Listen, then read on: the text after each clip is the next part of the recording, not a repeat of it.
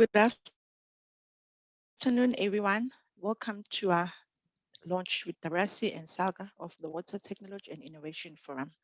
It's now 2 o'clock. We are going to start with house rules, and I will hand over to Mamtlodeng, our facilitator for today. This is a two-day event. Today we're starting now at 2 till 4:30. Tomorrow we'll start at 10 till 1 o'clock. Our housekeeping items. We request that delegates make use of the Q&A chat function to post all questions. These questions will be answered either live or as a typed response by any of our selected panel members. Use the chat box to share general comments, ideas, and engage in our launch. Delegates may raise their hands to indicate that they need to say something to either the host or any one of the panelists. Wait for the facilitator to call on you or unmute your mic. This is how you access the Q&A. At the bottom of your screens, there's a participation and then the Q&A. That's where you type in your questions and they'll be tracked. Others will be typed in live, others will be responded by an answer. And then this is our day one program. I will now hand over to Mamtlodeng and we will now start. Tomorrow, this is the program for tomorrow. We will share this one tomorrow. We thank you. Over to you, Mamtlodeng.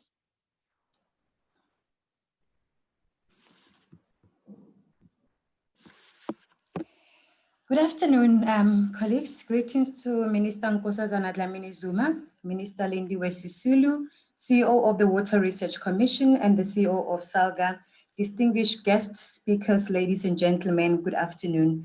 Welcome to the launch of the South Africa Tech and Innovation Forum, which is a partnership between the Water Research Commission and the South African Local Government Association, aimed at accelerating the identification and the uptake of tech and innovation in the water services institution, including our local government.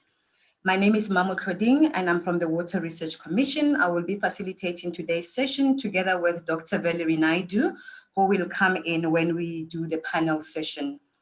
As Tobile has said, this launch is going to be taking place in over 2 days, today's phase, and tomorrow we will be looking at showcasing our innovations, and we will start at 10 o'clock tomorrow morning.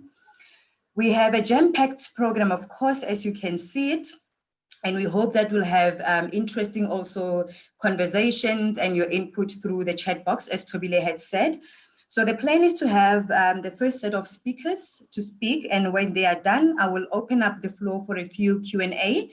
However, please, we encourage you to put your questions in the Q&A box while we use the chat box for a conversation throughout the program. Then what I will do is the panelists and the speakers, as we go through the program, they will answer the questions that are in the Q&A box, and those that have not been addressed to, those are the ones that I will pick on when I come to the Q&A session just before we start with our panel of today. Without no waste of time, I would like to open the floor firstly to the CEO of the Water Research Commission, Mr. Desigen Naidu, who will come and address us as we open this important launch of the Tech and Innovation Forum for local government in South Africa. Over to you, Desigen.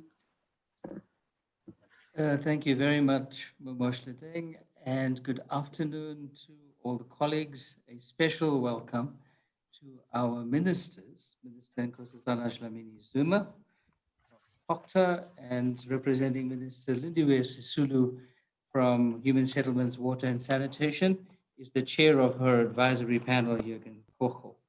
And I'd also like to greet the Salga leadership, our partners in this enterprise, in particular councillors in Karimeng and in Kubani, as well as the CEO and the executives from Salga, our colleagues from DWS and DHS, and of course, all of our friends, partners. Colleagues, municipal challenges in South Africa are well known. They are characterized by implementation challenges, financial sustainability, social delivery protests, and more recently, impropriety scandals have become commonplace in the media and in the public discourse. If we add to this the stark challenges of the COVID-19 pandemic, the promise of a better life for all seems to be under the most severe threat. As we expand outwards to the national and continental levels, the cumulative effect is plain to see.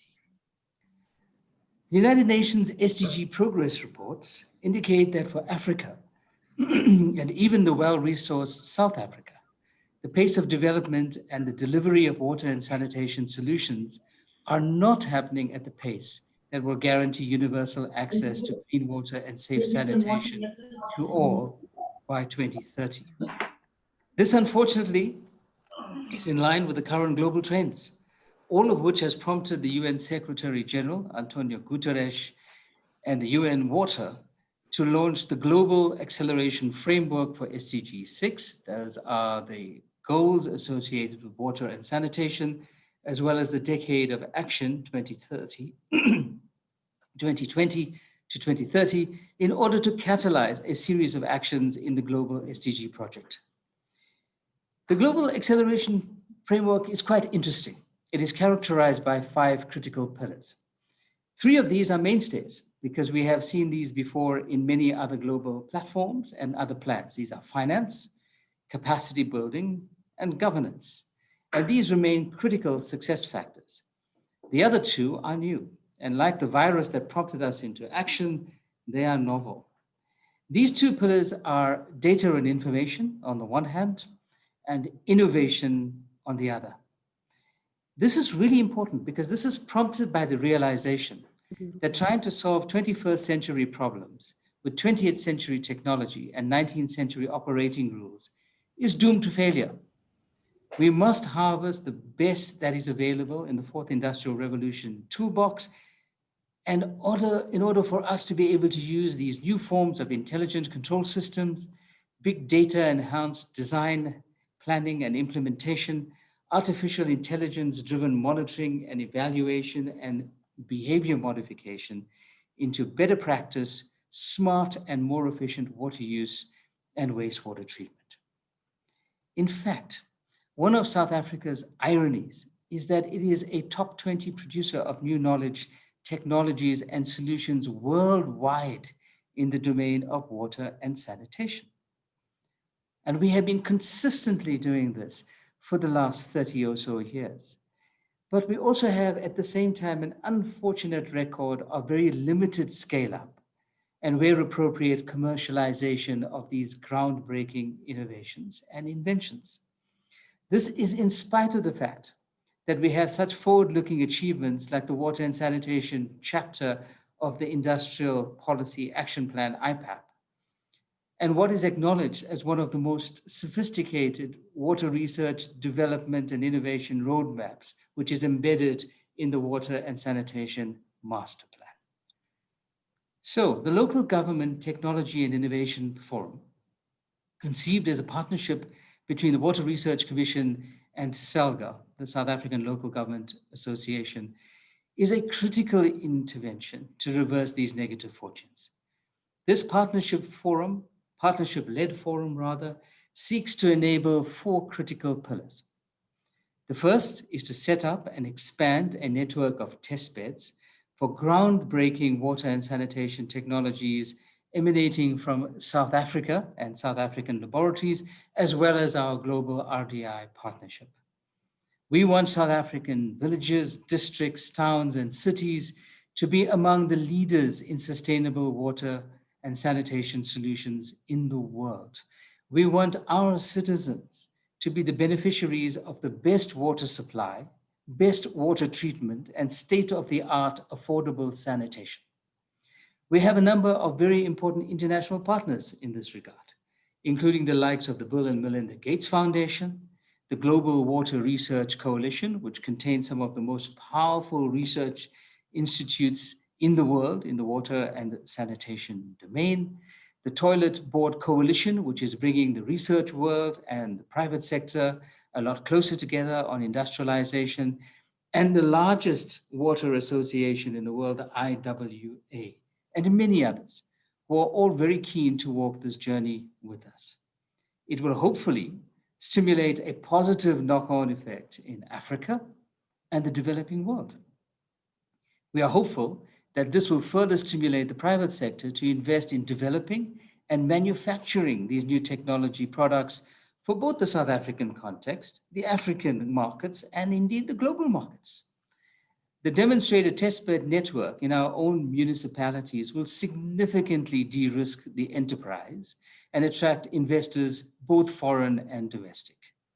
We can and should be world leaders in such domains as new sanitation.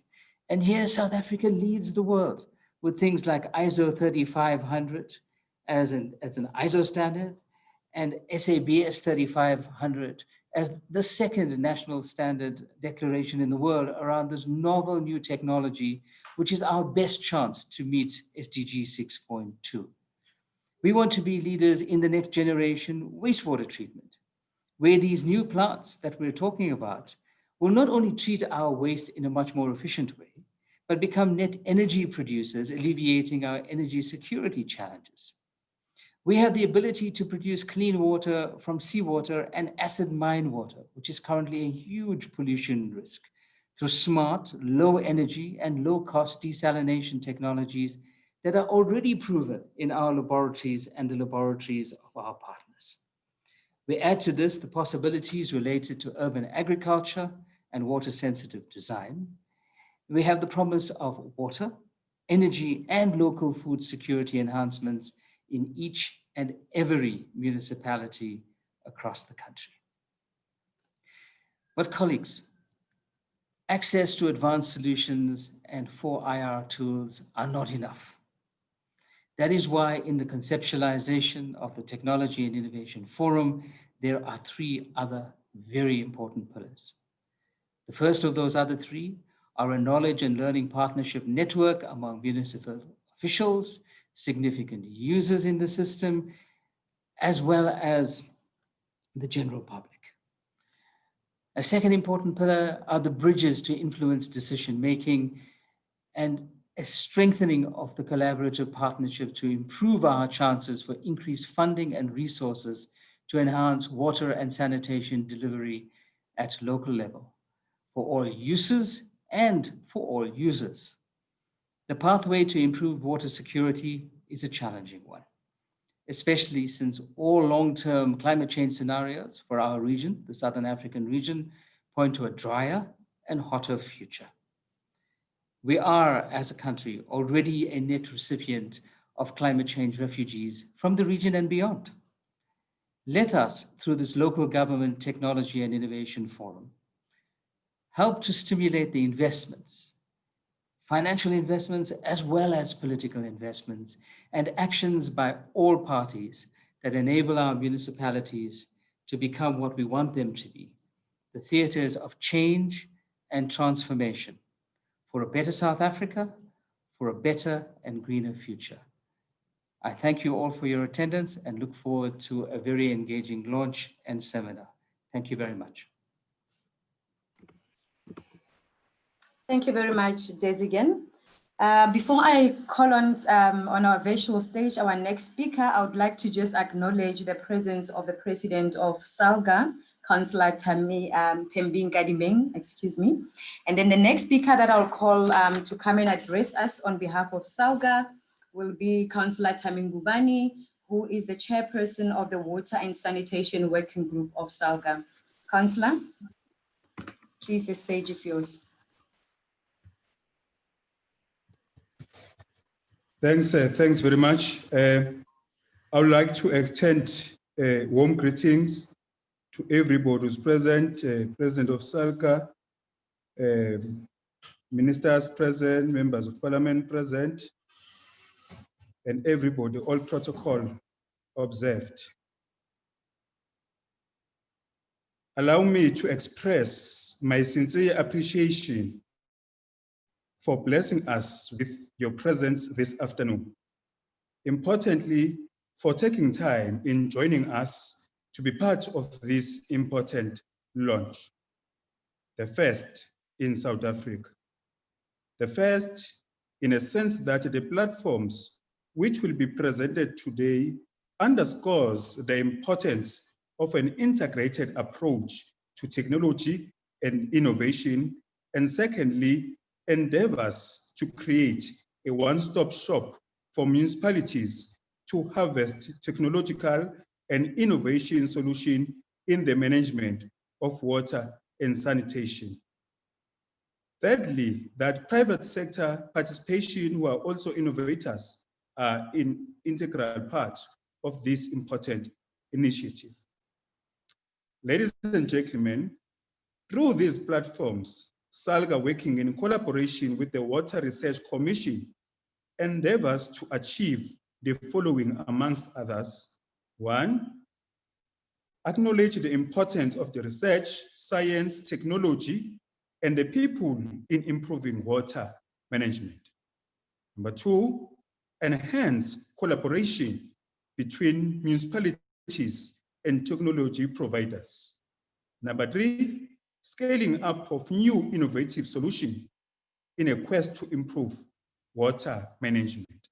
Number four, collaborate with funders in designing appropriate funding instruments to attain the value proportion of the 7 platforms. Program Director, it will be crucial for all stakeholders to further engage with Salga and the Water Research Council in exploring opportunities in strengthening these platforms. Your contributions will be highly appreciated.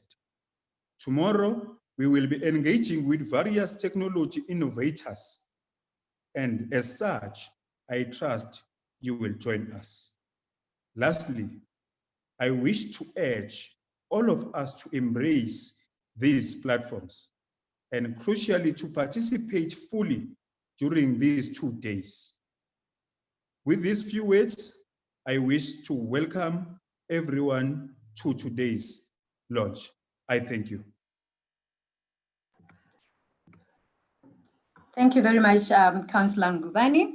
I think we thank both the Water Research Commission CEO and Councillor Ngubane for this opening remarks for this launch of the Tech and Innovation Forum. We're talking about this forum, but actually this forum is part of the overall local government technology and innovation platforms that are implemented in partnership between the WRC and the Salga.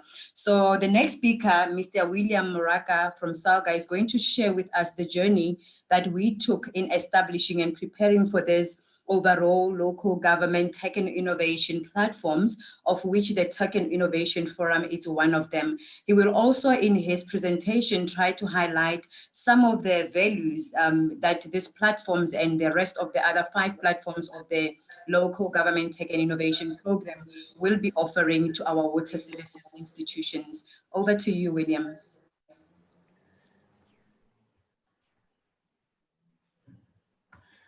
No, good afternoon to you, Program Director, and also to the President of Salga, Councillor Thembing Kadimeng, the Minister of Cocta, Minister Nkosazana Dlamini Zuma, the CEO of the WRC, the CEO of Salga in absentia, and the representatives from the Department of Water and Sanitation. And then lastly, we are also joined by some of our colleagues from Japan. We know that it's in the evenings about 9 o'clock. So good evening to the JICA colleagues who have joined us. I will try and go through this presentation as quickly as I can. There are some slides that I will skim through, but there are some 1 or 2 slides that I would wish to emphasize. There's the outline of the presentation. I won't go into the details, but of importance, colleagues, Minister, and the President of Salga, is to acknowledge that in the country we have 257 municipalities. However, only 144 are actually tasked with the powers and functions of water. And you will see that it ranges from the lowest being 9 in Gauteng and the highest being Northern Cape. servicing 1.9 million people, and then Gauteng B9 servicing 15.2 million people. But importantly, that Stats SA has indicated that municipalities are doing well, and I think we need to acknowledge the outcomes of this particular census, and we need to look at a way of how we're going to amplify it going forward. Now, here are some of the opportunities that basically exist in the water sector.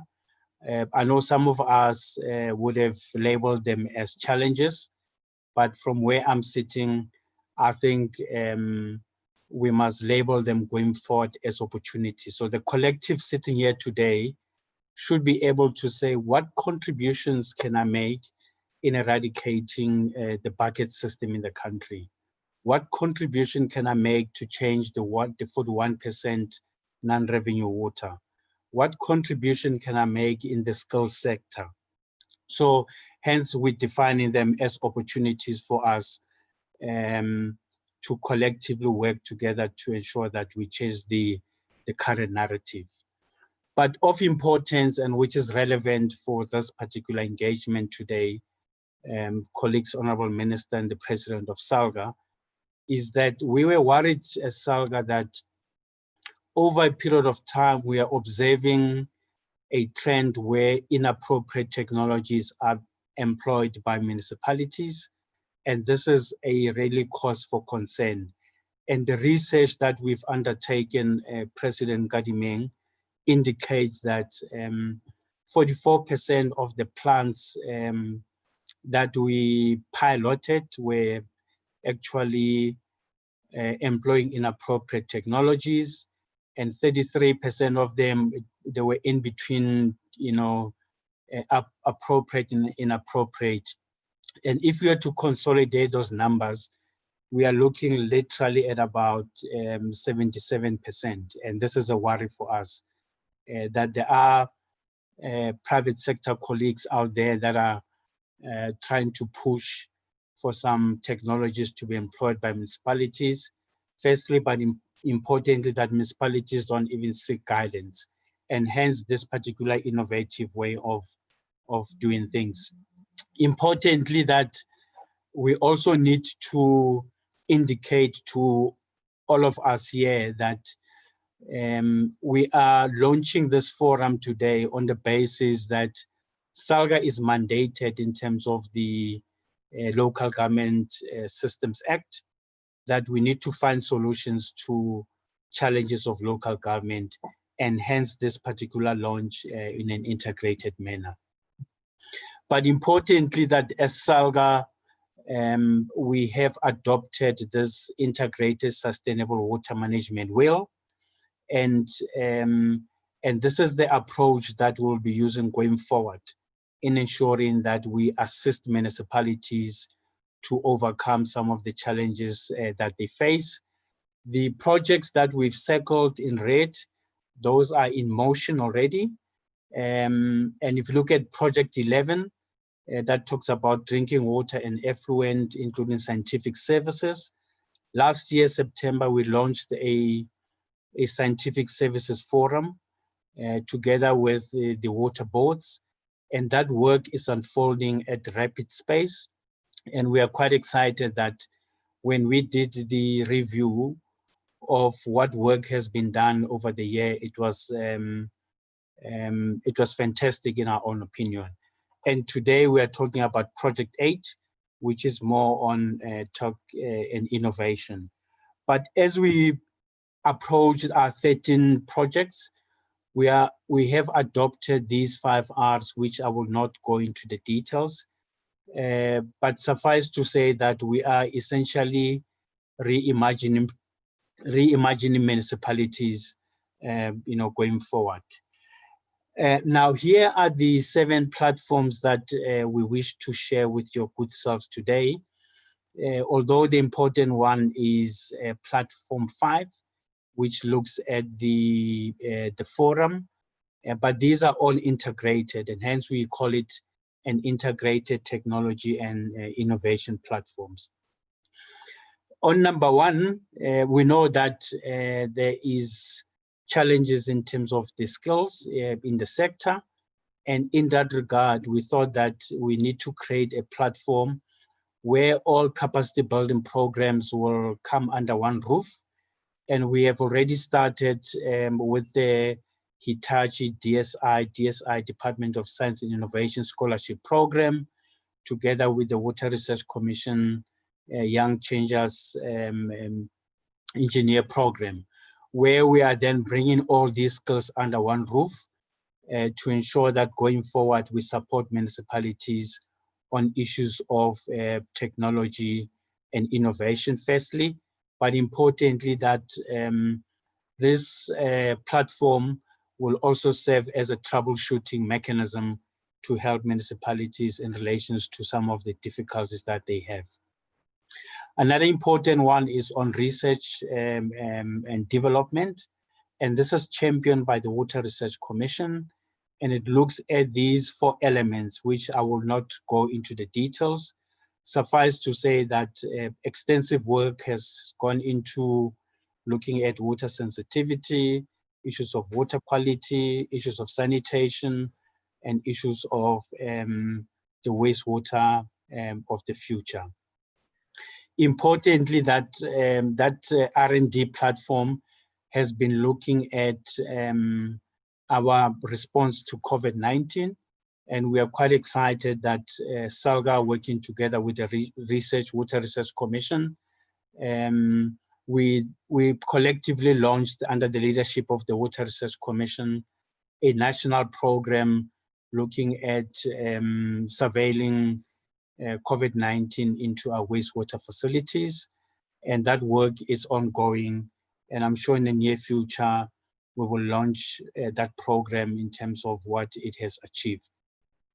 The third one is on the WADA, and this is where the emerging technologies are being demonstrated, and I wish to indicate that Dr. Manjusha from the Water Research Commission, she's been doing some fantastic work in ensuring that emerging innovators are brought into this platform to ensure that we give them guidance in terms of how their technologies need to reach the market. And we're quite excited to be working with her on this project. The key one for us, Honorable Minister and the President of Salga, is this platform called the Streamliner. And what we seek to achieve there is to ensure that we have a web-based platform on proven technology. So WADA is on emerging, and the Streamliner is on proven technologies, where municipalities could essentially press a button in terms of what sort of technologies they are looking for, and that web-based facility will then spit out the type of innovative solutions that are in place. And importantly, that we are working with global partners to ensure that we harvest and harness all sorts of clever technologies in the world, locally and internationally, to ensure that we bring them into this particular platform. And the long and short of it is we are equating that web-based as an auto trader for cars, as we know, or property 24 for homes. You know that when you are looking for a car, you either go to Auto Trader, you press all the specifications that you need, and the Auto Trader website will then spit out the type of car that you're looking for. A similar principle will be applied in terms of this the Streamliner, where only proven technologies will be loaded. And we are working very closely with a private entity based in the UK called ISLE, and they've done some fantastic work, in our own opinion, in terms of helping us to achieve the value add and the objectives of the Streamliner. In actual fact, when we spoke to them, we have indicated if they have any COVID-19 technologies, And the answer was yes. And imagine if we were already having the streamliner, that our municipalities would not have difficulties to access those type of technologies. The key one, which I want to spend a minute or two, Chair, with your permission, is on the technology forum, which is quite critical for us, because this forum will be made of a number of key players in the sector, both private and public, to ensure that we begin to set and influence the research agenda and the technology agenda in the sector. Secondly, that it will serve as a peer learning mechanism for us to exchange solutions. And then thirdly, that we endeavor on an annual basis to look at showcasing some of these innovative solutions. And then lastly, that we'll also be targeting the schools through the Science Week, where we will then ensure that we work with the Department of Education to promote science, technology, and innovation in schools, with a hope that those young kids will then take over the management of water and sanitation when majority of us retire. So this is how we think this particular platform could be of value add, and it will influence essentially the other platforms in terms of how they are put together. And here are some of our partners and stakeholders that we're going to be working with in advancing the value proposition of the forum. You will see on my left-hand side, we have municipalities, and we started with the metros, and they bought into what we want to achieve. We are obviously working with various government departments, including entities of departments of science and innovation. We're also working with Rainwater. We've recently signed an MOU with them to look at tech and innovation. Importantly, that we're working with embassies, and we're grateful, I must indicate, that the Kingdom of the Netherlands has been very instrumental in helping us to put together these platforms, and not forgetting partners such as JICA. You'll see in my subsequent slide that they've helped us to put together a non-revenue water simulation facility, and it's got state-of-the-art technology in our own opinion. So these are the key partners that we work with, and we're grateful that they've actually come on board. The test beds, I won't go into the details about it. Suffice to say that this will be a plug and play, and some work has started in KwaZulu-Natal through eThekwini and the University of KwaZulu-Natal. I did see Prof. Buckley in the platform. We are grateful for the work that you do, Prof, together with eThekwini. And here are these technologies that have been tested out there to ensure that when they hit municipalities, we know that they are of value add in terms of what we want to achieve. The last important platform that we also need to look into is the one on data management and intelligence. We've seen, colleagues, that COVID-19 has really taught us that we cannot be making any decisions in the absence of science and intelligent data.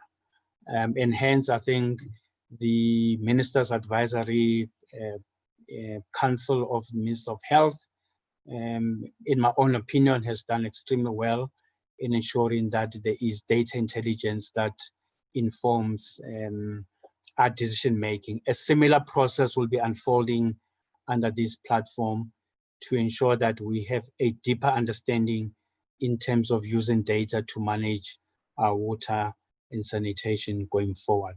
So, ladies and gentlemen, this is how these platforms have been put together. It used to be a very scattered puzzle, and through the support of the stakeholders and partners I have indicated, we've managed to glue them together.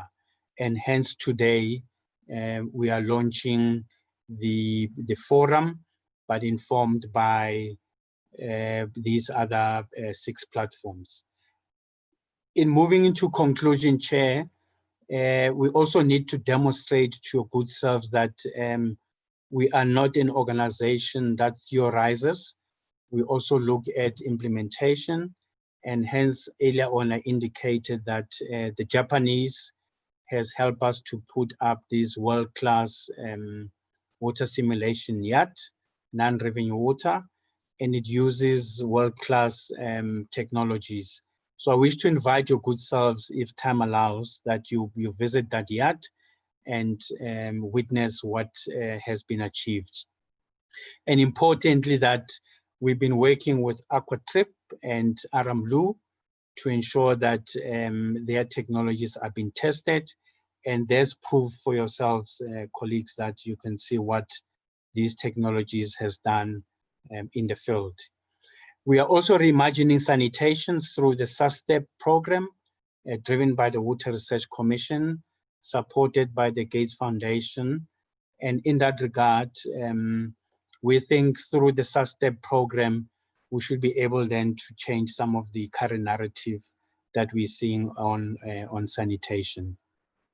We're also looking at a way of improving our water facilities or water management through hydropower and generating of biogas, because these are gold that are sitting in municipalities and we have not necessarily harvested them at scale.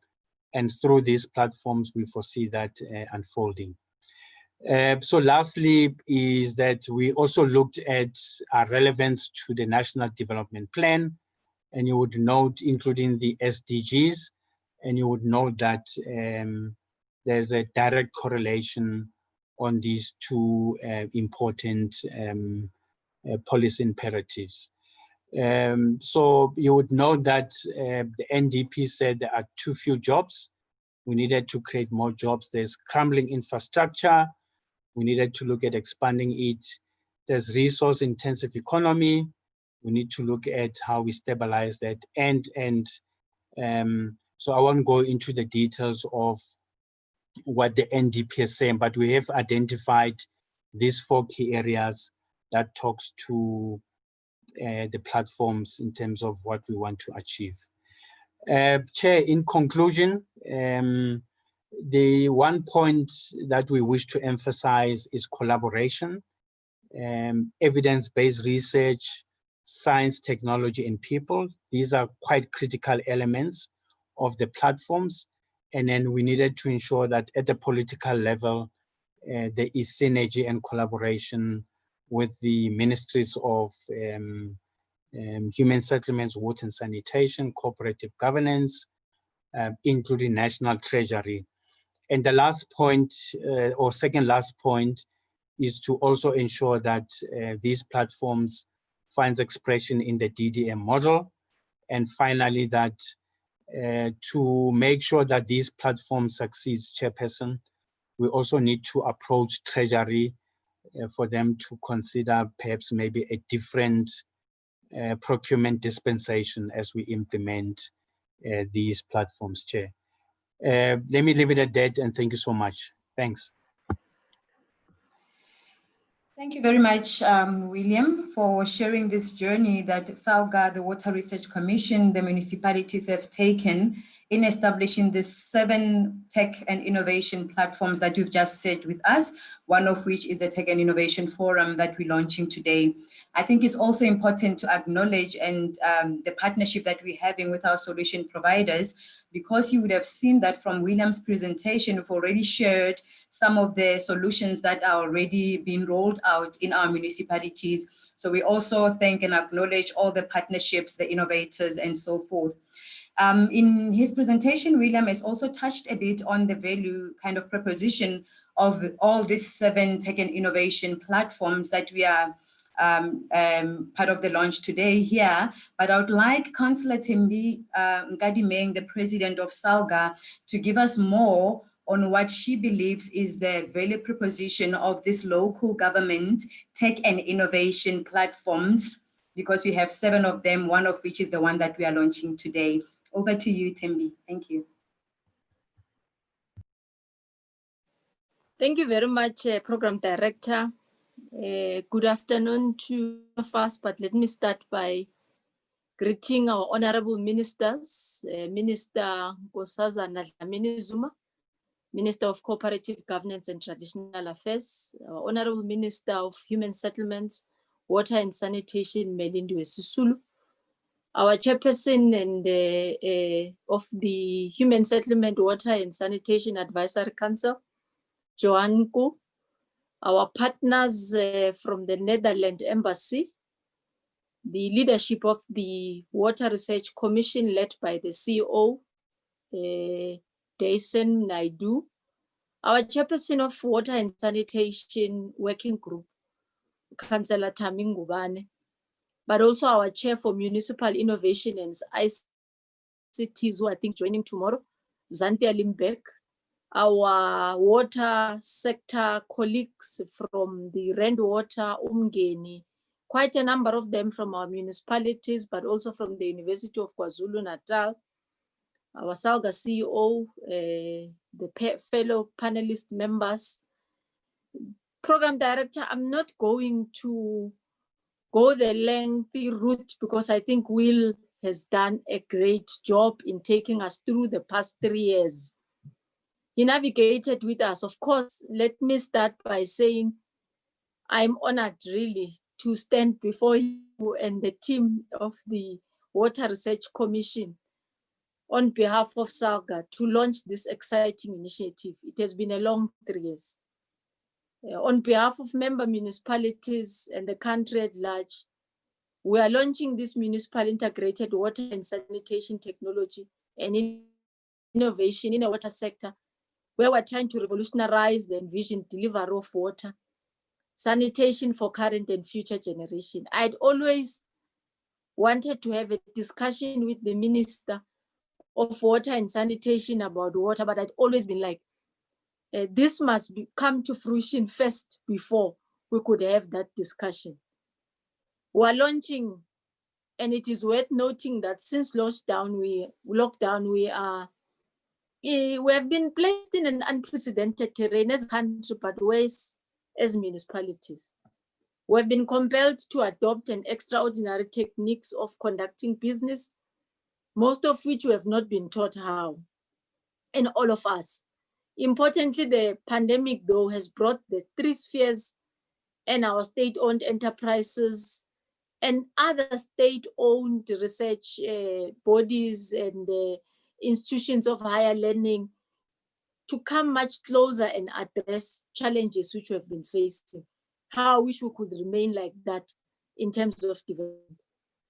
So as municipalities working in collaboration with the department and Rand Water, we were able, under the leadership of the minister, to provide water even to far-flung rural areas where we have been struggling prior COVID-19 as municipalities to provide water. I also wish to acknowledge yourselves, particularly the CEO of the WRC, for the National Wastewater Surveillance and Monitoring Program on monitoring COVID-19 spread in communities. We supported this initiative. At the beginning, as you know, CEO, it was a bit difficult to start, but it was an important initiative, which I think we have to continue monitoring. COVID-19 pandemic has come to pass. It is also worth noting that the technology and the innovation agenda was at its infancy, and the Dutch government, through the Center of Expertise, gladly partnered with us in advancing our aspirations of creating these platforms. We are grateful for the support also from the Netherlands Embassy. Through this platform, we are now reimagining the delivery of water and sanitation to our communities. We now know that 44% of our municipalities are currently utilizing inappropriate technologies, as William indicated. So we're trying to create a different paradigm shift to our approach to water management, whilst also acknowledging the fourth industrial revolution that the world is moving at. And as such, it needs us as municipalities to adapt and become relevant, hence the platforms which are anchored by science, research, technology, people, and together under one roof. As Willie indicated in the presentation, Water Research Commission in collaboration with Salga does paint a worrying picture, and I'm not going to refer back into what he has indicated. But it is important for me to sum up that the findings of the report suggest that there is no shortage of technological solutions. Solutions are many. Unfortunately, our approach is what creates major challenges in the applications, particularly at municipal level. To this end, relevance and cost effectiveness of our technology choices are key features and intended integral part of this initiative that we are launching today. So gone are the days after we've launched that municipalities are going to run trial and error water technologies or waste management services which are not cost effective, which have not been thoroughly researched on their own. So it further seeks to safeguard the interest of the water and municipalities through creating an enabling environment for municipalities to seek technical guidance before employing technological solutions. But secondly, to select proven and vetted technology by water experts.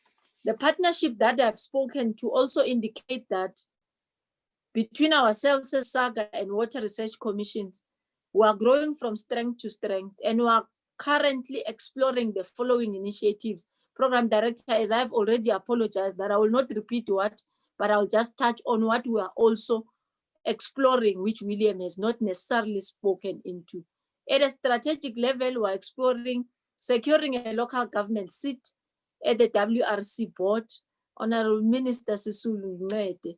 Such, in our own opinion, will be crucial in influencing and reaching the strategic role of WRC on local government matters. Half the time we would want to come with solutions to service our people at local government level. But there is a dire need of know-how. And we do believe that the Water Research Commission can come in handy in partnership with Salga to ensure that we assist. Establish mechanisms to shape and propel research and development aspirations of what the Commission is tasked with, local government influence research related items. Resuscitation of the municipal water service benchmarking initiatives.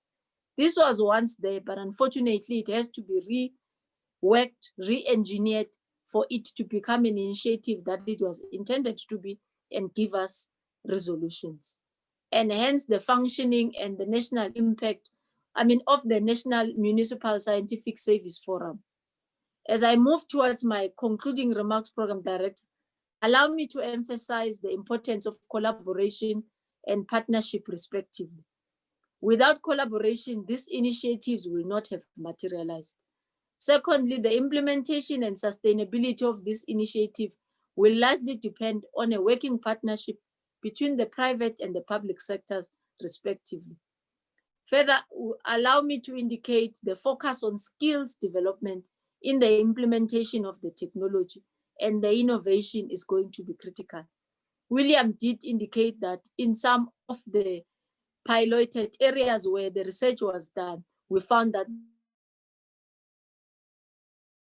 our plans at municipalities and the appropriate skill that they should be having. I'm pleased that one of these platforms, the Water Engineer Inspire program, is dedicated to ensuring a pool of relevant skills programs under one roof.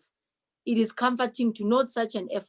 Of course, it needs to be supported both by our municipalities in collaboration with the Water Research Commission. Our desire going forward is to ensure that the water sector and municipalities embraces this initiative, which will be mainly to safeguard its sustainability. On behalf of Salga, the Water Research Commission, I wish to express my sincere thanks to all of you for being here this afternoon. And I hope that we will continue with this partnership in the interest of inspiring service delivery. I thank you. Thank you very much, Councillor Nkadimeng, for those words, re-emphasizing on the point that we do have some of the solution that South Africa needs, but however, our issue is in the support, our approach, the enabling environment that will then help us to accelerate uptake of this solution in the water services sector. Thank you so much for that, Councillor Nkadimeng. We will now, there's a bit of a change on the program. Now we will call upon Mr. Jürgen Kochel, who will be delivering an address on behalf of the Minister of Human Settlements, Water and Sanitation, Minister Lindiwe Sisulu, who unfortunately was not able to join us today. Mr. Kochel is the chair of the advisory committee of Minister Sisulu, and he will be delivering the address on behalf of the minister. Over to you, Jürgen. Let me get him. Good afternoon, Honorable Minister Dlamini Zuma, the President of Salga. Can you see me? Yes, we can. Colleagues, Desigan and his colleagues from the Water Research Commission, thank you very much for launching this inspirational innovation. We wish to share with you the enthusiastic support for such a forum, as we believe that the combination of managing droughts, floods, COVID-19, and other unexpected but maybe more often not respected at the time they do occur, catastrophes, to inspire us to find solutions at local government level that will help us prevent future mistakes and really provide sustainable service delivery regimes. So launching this forum is a much celebrated one from our ministry, and the minister wishes to congratulate you for taking the initiative to do so. It is unfortunately one of our experiences in the last year of the tenure of the first tenure in water and sanitation for Minister Sisulu, that we've had a variety of calamities that that had to be challenged and managed in an innovative way under huge criticism and pressure, and yet it was meant to be there in such a way that all efforts to fight COVID-19 and at the same time provide the means to do so to people and in rural and other areas who've never had access to water, to be able to sanitize their circumstances and their hands and bodies to prevent a spread of the virus that would have been devastating. It's as a consequence of this experience that we also need to report that the droughts and the catastrophes, as much as the way that the country had to attend to various development ideas, showed us growing inequalities and inequities in communities, a disturbing and most concerning vulnerability of our people to health and other risk, and a local government set of circumstances that need support and re-engineering in order to ensure that we actually do deliver with all the intellectual capacity that the country has. And we support the diagnostics of the CEO of the Water Commission, that South Africa is a leading thinker and innovator in water worldwide, and probably the most prolific of the countries in the world. I think we have more innovations and thinkers and professors and laureates regarding to water and its uses as much as the problems of sanitation per capita in the world. And yet we still have these extraordinary qualities of 3 to 4 million people having not access to regular clean water, drinkable water, or actually in fact water that just makes things work better as human beings. And the last thing is that the COVID-19 experience caused us to find another way of managing the response on behalf of the national government to containing of this pandemic. Therefore, we would like to put into the discussion for this afternoon the following. Since Minister Sisulu assumed her leadership in this department, water has become a geopolitical commodity, which has now resonated in the creation of a United Nations Water Commission, which is the first time a commission in the international and multilateral work that attends only to matters of water. The second aspect of this development is that South Africa has been able to provide a nuanced and a more complex definition of the value of water, which in traditional countries and powers may have been construed to be a definition of water being free. There was no appreciation that water in this part of the world, and the way that South Africans and through South Africa, Africa would look at water as having other values as well. There's the social application, there's the spirit of the use of water, then there's of course this, the life-sustaining portion of water. And then finally, there's the water that needs to be shared in geopolitical terms, and therefore the value related to inter-country and inter-regional matters becomes a matter to develop. Now, what we wish to put into this debate today is that the department and the minister led from very unprepared circumstances, intervention into drought as much as into the pandemic fights or the containments. A management tool that has been recognized worldwide as being appropriate for interventions that have to be quick, have to be effective, and have to be accountable. And out of that, the minister has tasked the advisory council to consider what are the lessons to be learned out of this management, and a tool, and over and above that, amend that management tool into that which we need to use to contain the effects of drought, to look after poor areas where water remains a scarce and inadequately supplied commodity, and ensure that sanitation provides a dignified set of circumstances for those who use water in a very difficult environment.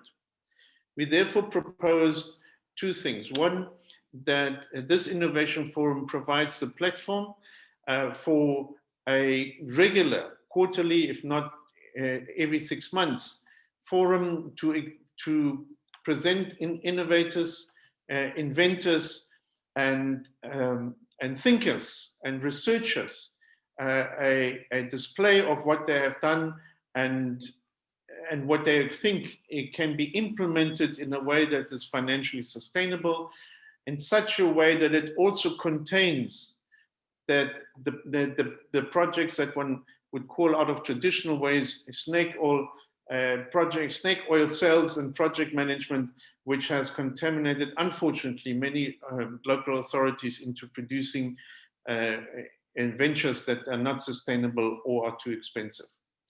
And the second thing that we wish to propose as a cognizance of what COCTA and the Ministry of COCTA and Salga have to do is to reconsider establishing a water sector leadership group in which, under Salga's leadership, the Ministry of COCTA, the Minister of Water and Sanitation, and in that sense, Human Settlement, and the Treasury join hands on a regular basis to ensure that coordination happens as opposed to ad hoc interactions which tend to be cumbersome, usually reactive, not progressive or proactive, and therefore sometimes numbing.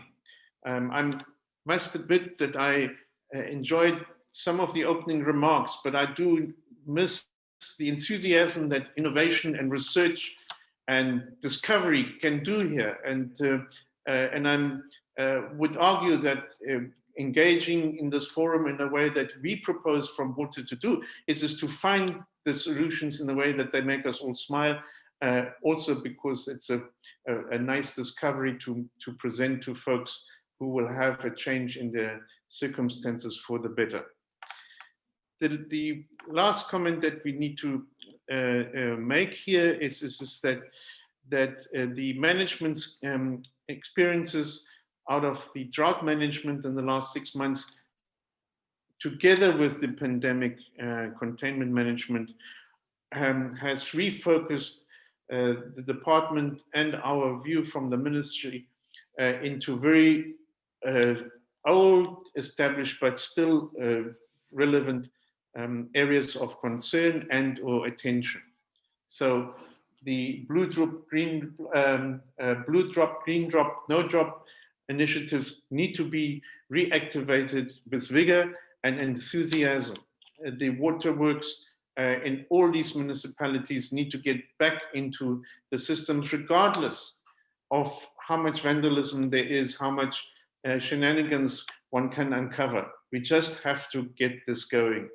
The same would go with the allocation of water to those who wish to farm commercially and practice agriculture in that sense, as opposed to those who just want to farm, and ensure that food security remains a reality and a appropriate prospects for the continent from a South African perspective.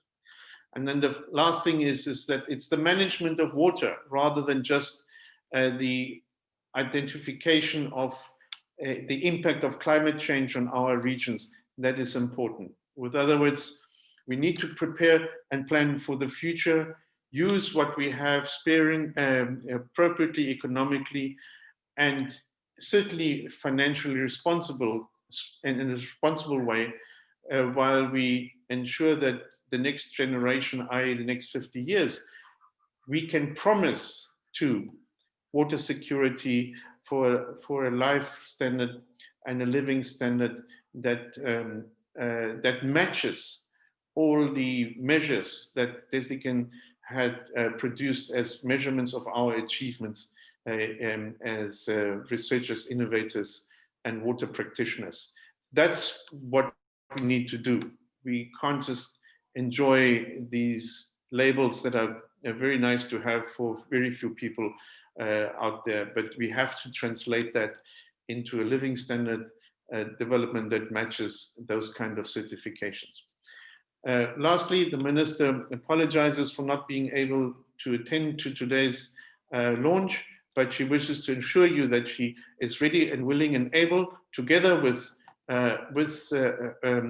Dr. Zuma, to have the next phase of this innovation forum launched towards the end of the year, and in which, with a broader forum, we wish to discuss what went wrong and what went right in both the containment of the pandemic and of the drought, and do so in such a way that the folks at Treasury will be happier with us as opposed to being cautious and yeah, cautious is probably the nicest way to put it. So we offer that to you, to Salga, to Dr. Zuma, and to the Water Research Commission, that we're ready to support the next phase in it in the way that I described. Thank you very much. Thank you very much, Jürgen, for delivering that ministerial address. I think we appreciate the fact that you shared with us some of the work that has been implemented in the leadership or under the leadership of Minister Sisulu, and the importance of looking back at our situation and learning from what has happened in the past as we plan for a water-secured South African future.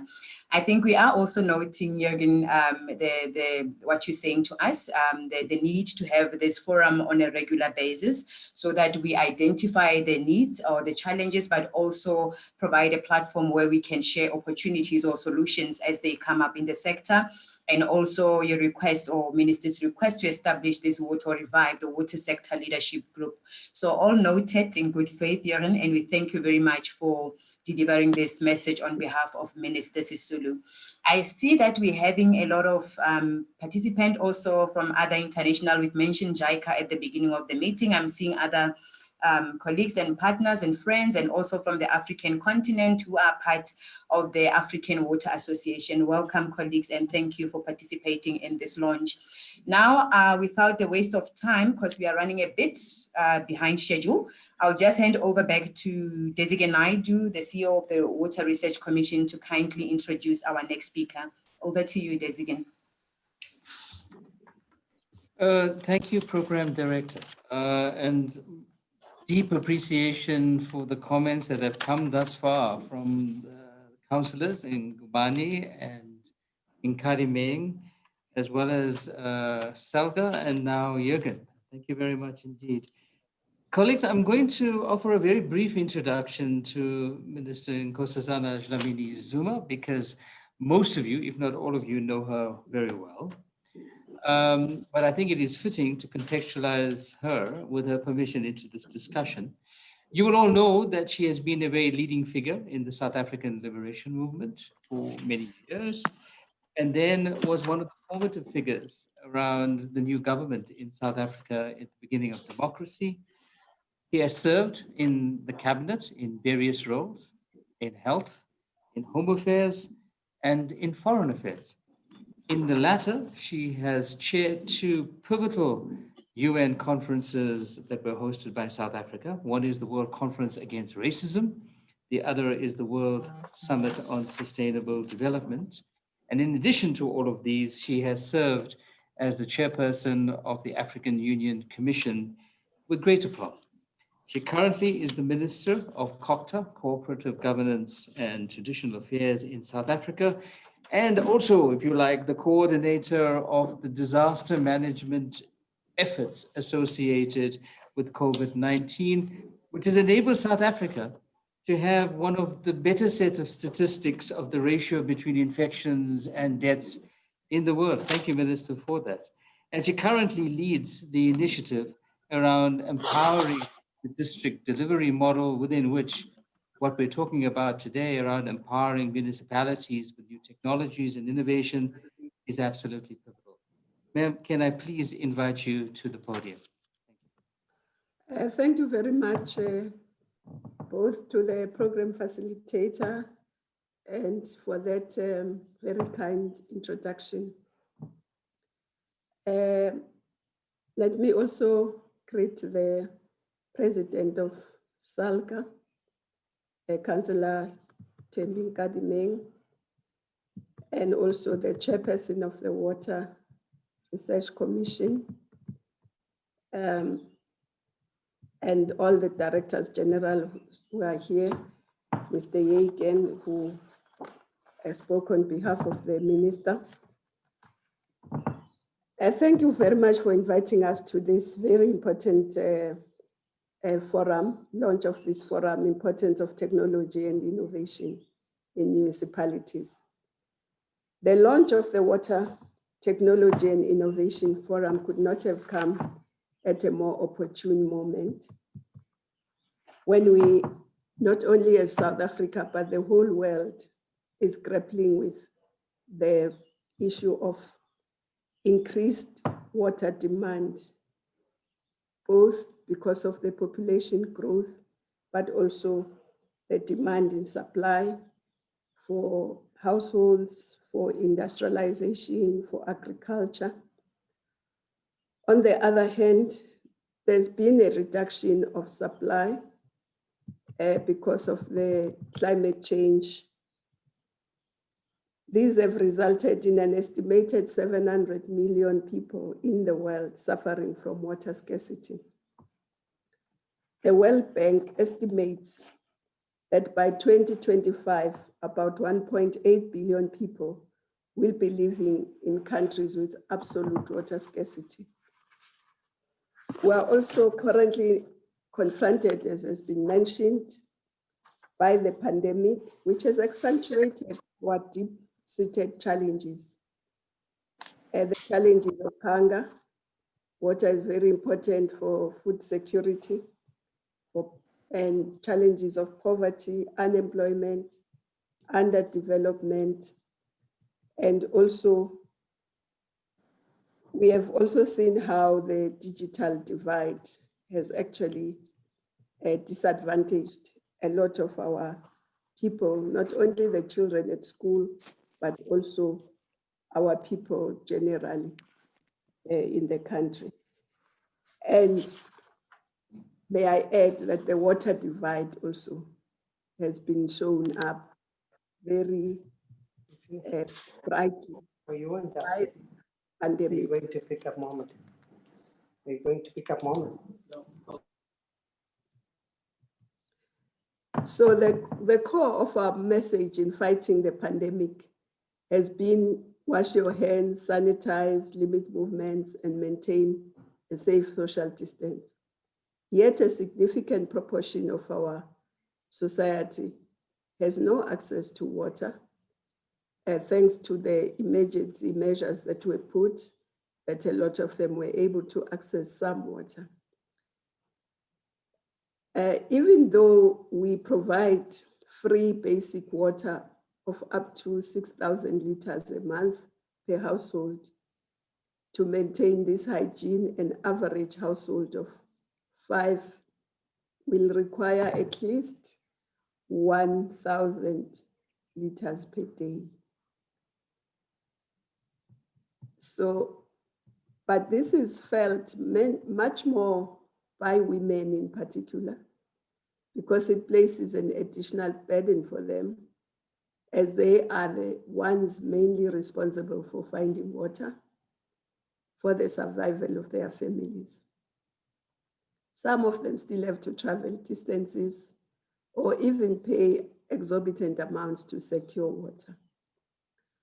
According to the UN, today women around the world will spend a collective 200 million hours collecting water in the most undignified of circumstances, let alone sanitation.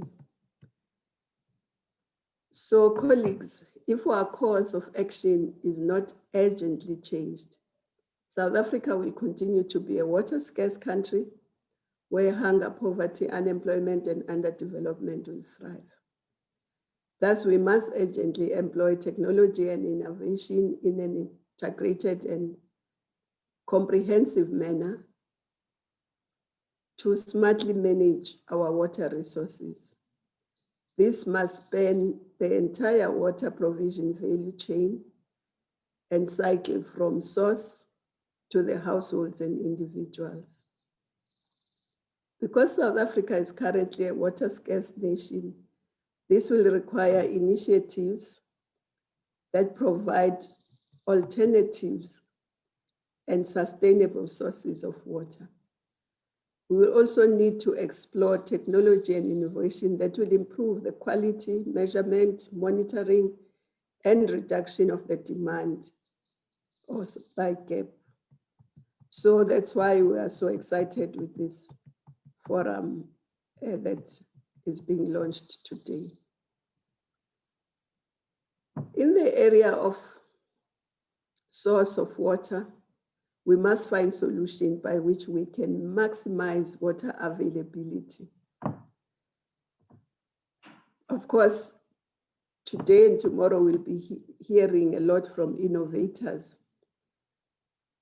Since in South Africa, we lose about 60% of water to evaporation, we will require that we explore both bio and non-bio water evaporation prevention innovations, which can trap available water for longer periods in our reservoirs. We will also require alternative sources of water. These can also include, but not exhaustive of, the harvesting of water from air and fog. There are technologies that are available, but they are not scaled up. They are only available to a few for now. And since what South Africa is surrounded by over 3,000 kilometers of coastline, desalination is another technology that can be utilized. And I was glad to hear that there are now cheaper technologies for desalination.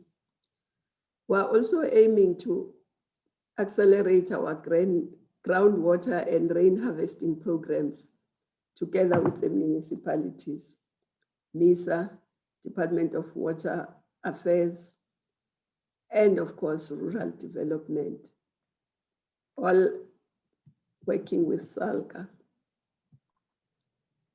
The difficulty with most of these innovations is sometimes the affordability, as well as the pace and scale at which they reach the markets and our people. So we hope that the existence of this forum, which we're launching today, is an important step towards making sure that the pace and the scaling is accelerated. Through research and development, as well as the partnership, this forum is poised to amass.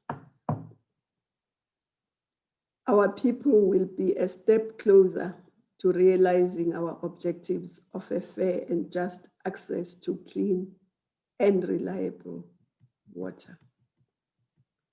Program Director, about a third of the water is lost in transporting it between storage facility and the household or industry. This is due to leaking pipes, aging and broken infrastructure, vandalism and contamination. This challenge is also compounded by the overutilization as well as the increased competition between water users, which has in some instances favored the better resourced. Technology and innovation can act as a mediator or as a bridge to bridge this gap. Such technologies will include hydroinformatics systems, which include sensors, sonars, and light detection, which can be able to predict and effectively explore existing water resources, whilst also predicting the requisite demands and potential leakages. GIS-based systems, which can help us to predict flows, pressures, quality, consumption patterns, and leakages within the system. These can also be, of course, remotely operated. The adoption of smart meters can also introduce efficiencies which will allow the citizens to track their own consumption. This can also be complemented by alternative payment platforms, such as online payment, as some municipalities have done. All these technologies or technological proposals can also be complemented by the new type of work and job creation. This can include water entrepreneurships, localized sustainable food production, ICT-based startups for water management, amongst others. These efforts and initiatives must be accompanied by a skills revolution, which must favor our communities and municipalities with the right capacities and capabilities. We must also find effective and efficient ways to educate our population on the efficient usage of water and the consequences of not managing this resource properly. To complement these efforts, we must accelerate our water recycling efforts. Only 14% of our available water is recycled water. We we have to strive that recycling and grey water be reused for other functions, such that by 2025, almost 30% of the water we use is recycled water. Colleagues and all participants, these tasks are not exclusive to local government. Whereas the Constitution recognizes that the sphere of government are distinctive, interdependent, and interrelated, provincial and national governments are called upon to support and strengthen the capacity of municipalities to manage their own affairs and exercise their powers and perform their functions. We believe that establishment of this forum will contribute to the implementation of the district development model, which seeks to strengthen local government by utilizing the district as a landing strip for all the spheres of government. Through the DDM, we will also see the acceleration of technology and innovation initiatives. The DDM responds to uncoordinated efforts of all spheres of government. And I think the suggestion that the local government, Salga, COGTA, Water Affairs, Human Settlement, should work together with Treasury. I think it's a very important suggestion because we need all those on board. And I think we should also bring in agriculture and rural development to some extent. Colleagues, the white paper of local government also identifies the developmental role of local government, to which end local government technology and innovation can enable it to be responsive to the needs of communities, in particular women and youth, through tools that facilitate the zero-based and gender-responsive budgeting, and also budgeting for the young people, the youth. So we invite you to use this next 1.5 days to actually reimagine, as the president of Salga said, that we are reimagining how best to provide water, but we must also, whilst doing that, be reimagining how best to get communities that would be resilient, innovative, prosperous, sustainable, and climate smart. Because everything we do must lead to the building of such communities.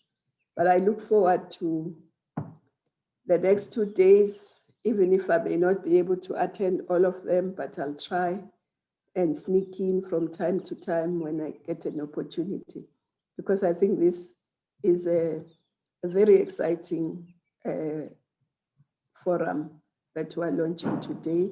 And I want to again express our gratitude to Salga and all the others that are involved in this launch. I thank you.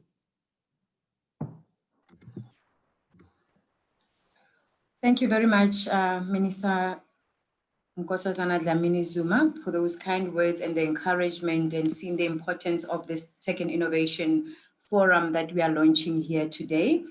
We really appreciate your presence, Minister. I'm just gonna pick up only 2 or so questions. I'll try to group some of them because we're really running out of time. And then I'll ask any of my panelist speakers, even those ones that are still to speak, if you want to respond, to just quickly respond on them so that we can be able to move to our next item, which is the panel that will be facilitated by Dr. Valerie Naidu. So the first question was on the report that we mentioned of how there is no uptake of this second innovation. This was a study done by the Water Research Commission. And I said in the response that we will share the report when we share the recording of this launch so that people can be able to refer to the report.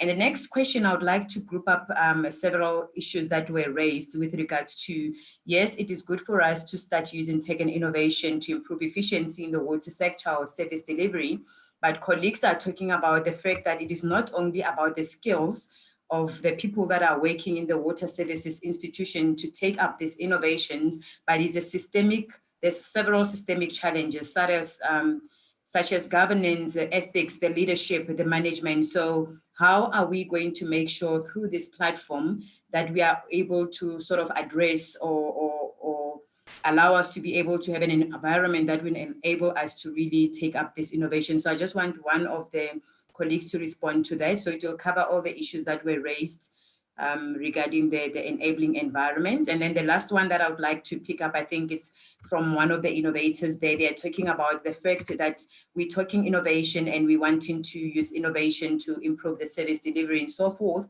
However, our procurement processes, such as the PFMA, doesn't really enable or encourage that kind of way of doing things. So how are we going to make sure that we provide an enabling environment also through our procurement processes so that we are able to have these solutions coming up, technological innovations coming up, and we are able to see the benefit and value of them? So is the tech procurement platforms enabling us? The second one is how are we going to make sure that we tackle all the systemic kind of challenges, the skills, the governance, the management, and so forth. And then there was also a question, I don't know if Jürgen is still here, to can be able to respond to it. It was asking about when will the draft R813 be signed off by Minister of Human Settlement, Minister Sisulu? I don't know if we are able to answer that one. I'll just give quickly to the colleagues who can be able to respond to the procurement issue and also to how we're going to try and respond to all the systemic challenges, not only the skills or the innovation uptake by the water services institutions. Anyone can please come in. Can I don't know how to lift my hand. No problem, Miriam. You can go ahead. Yeah, thank you very much. It is not yet clear when this will be signed, but we will be attending, given now that we're scaling down on the management of the pandemic and the national disaster requirements, that we will be attending to this in the short term. In other words, we expect a process in motion during the course of October. Okay, thank you very much. Anyone from Salga WRC to take up the issue of the procurement process or enabling environment, and how we're gonna, through this forum, try to respond to all the issues so that at the end, the people who are supposed to take up these innovations will be able to. Any takers, or we leave it to answering by typing? I can go. So 2 points there. Firstly, that I'm sure we are all aware that Treasury has issued a procurement bill, right? So essentially, we wish then to influence that procurement bill to include some of these processes that we are launching today, firstly. And in the event we've missed that process, because obviously it has a start and an end, we've indicated in our presentation that we will make dedicated time to go see the Chief Procurement Officer, where we will then begin to surface these solutions that we're bringing, and we bring them as game changers. And in that regard, the procurement processes must also help us as an enabling environment to ensure that we achieve these objectives that we have set ourselves. It is one of our hurdles that we have identified, and I think collectively we're going to have to make some case. President Gadimeng, together with Minister Nkosazana Zuma, perhaps maybe including the Minister of Human Settlements and Water and Sanitation. Perhaps the three political heads could then help us, will package the proposals, maybe they can pitch it at the highest level in Treasury through the Minister of Finance, to see how we can take these processes forward. On the governance side, perhaps maybe President Gadiman Carroll share wisdom. But the one part that we're planning to do with the incoming councillors is to also capacitate them on these issues, so that we then begin to strengthen the interface between councillors that are incoming, including some of the objectives we wish to achieve. Thank you. Thank you very much, William. I don't want to close the councillors out if they want to say something, or else we can take up the rest of the questions through the Q&A response box, because I've taken up a lot of 5 minutes already from the next session. Councillors, do you want to come in before I hand over to the panel discussion? No? No? Okay, no If problem. not, So what do we do? may I just say something? Okay. I think one of the things that we must push, we had already asked the School of Government to develop modules for local government, because we're very surprised that they didn't have any specific modules for local government.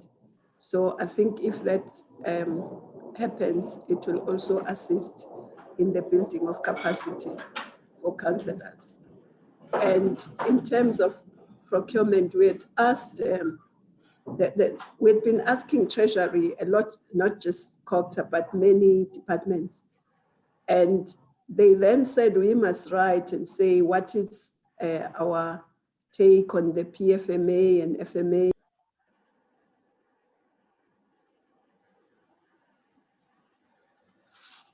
I have just lost Minister there. I don't know if it's just from my side. Sorry, I was just saying that we had asked Treasury to look at PFMA and FMA and see how it can be used to be a bit more responsive and assist rather than slow down things. And they had said we must all send our suggestion to them, which we all did, different departments. This was just towards the end of last year. I suppose COVID intervened, we haven't heard, but I think it's something they might take up as well. Thank you very much. Thank you very much, Minister, for that input, and William for the response. I think we're going to take a pause for now here. We'll continue the conversation in the chat box and also in the Q&A if you still like to pose the questions there, and the speakers will try to respond to all the questions there. But for now, I think it's just proper for me to hand over to Dr. Valerie Naidu. Valerie is the Executive Manager for Business Development and Innovation at the Water Research Commission, and she will be facilitating this panel for us today. The panel will be looking at science, technology, and innovation as an enabler for efficient policy and decision-making and improved services in the water sector in South Africa. Over to you, Valerie. Thanks, Mamos. Thank you, colleagues. I think we've had a really good starting session where I think the political players have put forward how they see the issues on the ground and how this tech and innovation platform could assist going forward. I think for a long time as the Water Research Commission, as we've looked at the data, looked at over 40 years of research, it has been very clear that we almost need to reimagine how we work again together. And that's through collaboration and trying to get that relationship between local government who takes up innovations and the academics space, as well as all the ecosystem partners, from the innovation hubs to the investors, to the development banks, etc. We all need to be in this conversation around how, when we do invest in innovation, how do we get our return on investment as a country? How do we, I think it was said, how do we get it to the ground at pace, at scale? And how do we learn and constantly learn in order to do that forward? So I'm glad that today we've got 5 members in our panel who are very experienced around this space. We've got Mr. William Moraka from Salga. We've got the DDG from the Department of Science and Innovation, Mr. Imran Patel. You can start turning on your cameras as I speak, just so that people get to see who you are. We've got Dr. Jennifer Murembe from Department of Human Settlements, Mr. Mark Bannister from Department of Water and Sanitation, and we've got Professor Chris Buckley from UKZN. So all the colleagues come with very interesting perspectives. I think the first three that I mentioned essentially come from the perspective of the first four that I mentioned, come from the perspective of government, except for Imran, where his job every day is to actually incentivize the innovation system and the ecosystem and try to see how best to get that innovation out there. And the other departments, whether it's water and sanitation, Salga, or human settlements, their job is really to try and figure out how to do service delivery really well, but also how to be constantly scanning the environment for the kind of innovations that we need to get out there. And Prof. Buckley obviously comes with the perspective of academia. He's been in the sector for a long time now. So his insights in terms of where maybe we could go in terms of making sure this tech and innovation panel is able to drive science, technology, and innovation that allows us to do good policy, that allows us to make better decisions, and that allows us at the end of the day to improve service delivery, but also the quality of life, should I say, for all South Africans.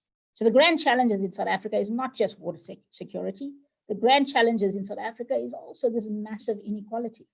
We must never forget that this is not just a job of getting innovations out there. This is about how do innovations able to contribute to socioeconomic. So I'm going to start maybe with the Department of Water and Sanitation, Salga, and Human Settlements. So Mark, Jennifer, and William, if you can go in that order. But from your perspective, what do you see as the three critical challenges that you are facing, that you think we need to apply our collective and collaborative brains together in order to solve that problem? And what do you think is going to then shift us towards better policy, towards better uptake and adoption of science, the technology that comes through, as well as the various innovative ways in which some of the academics are putting forth solutions? I'm going to start again with Mark Bannister.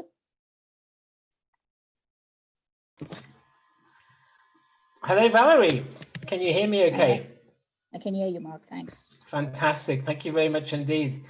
And good afternoon to everybody, all the attendees here. It's great to be part of this process, and thanks for the opportunity. I'm just going to start by just introducing myself as I'm Chief Engineer, Department of Water. But what you can't probably tell from the video is that I'm actually a wheelchair user. And as a wheelchair user, I face new innovation and improvisation every day of my life, whether it's to try and get on and off the toilet or in and out the car or drive the car, whatever. And what I've learned throughout my life is that anything is possible.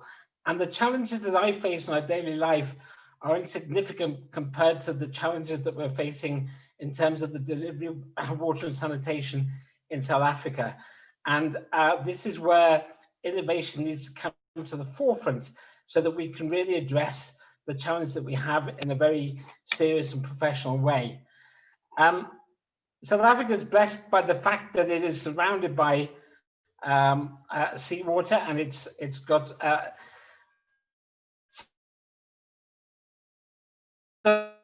sunlight almost every day of the year, and we need to. What the Department of Water launched a year, and this is a call of action to the sector. It's not a Department of Water plan, it's a South African plan to try and address the current water and sanitation challenges that we have at the moment. And the 3 volumes of volume 3 is packed full of 2,500 projects and programs that have to be implemented, most of which have a technology focus which we have to deal with. We've got technology which does work, but if we're going to actually address the gaps that we have, then we need to be more innovative. I know that by 2030, if we don't do anything, we're going to be running out of water. There'll be 17% deficit. So it's only through innovation that we can actually address this. So the master plan is going to go a long way because it's guiding the sector in terms of what is required. So now we have to kind of think out the box to be able to see, well, what do we actually need to do to bring innovation on board? And the Department of Water has developed a technical knowledge center as one of its arms of intervention. This technical knowledge center is it's basically a website which invites technologies to upload their company profiles and their technologies onto the website for the sector to see. So it's accessible by municipalities, water boards, everybody involved in the sector who are going to be implementing the master plan. When referrals come in with new innovations, in fact, when we get innovations of any kind, they get categorized. You've got those that are already existing and they're prominent in the sector. Then you get the new innovations and new great ideas that need further investigation. So when these come through, either through the minister or through our department central point or from other points, they come to us, and when they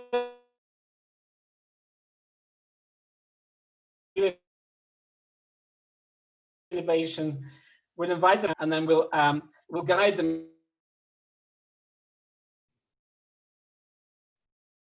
Mark, you're breaking off. I'm just going to where turn they my need to go, video because off. sometimes, okay, I'll turn my video off as well. Yeah, sometimes a new innovation, and I saw this question before, you can't just put it straight out there in the market because it needs to be tested first. It needs to be validated and accredited so that we can be sure that the technology that's going out there isn't going to be harmful to the sector, that it must be something which provides a service with no kind of consequences.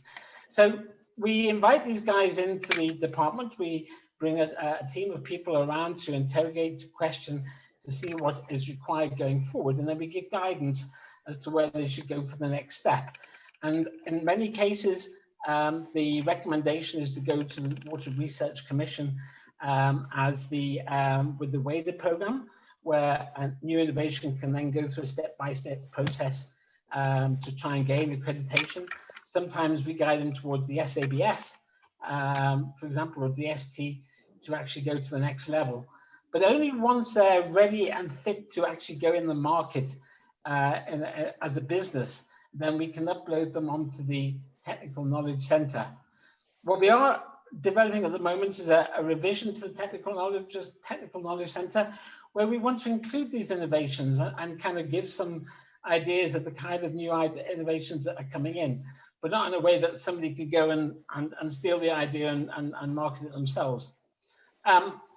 So that particular service is there now, and it's being revised as we go along.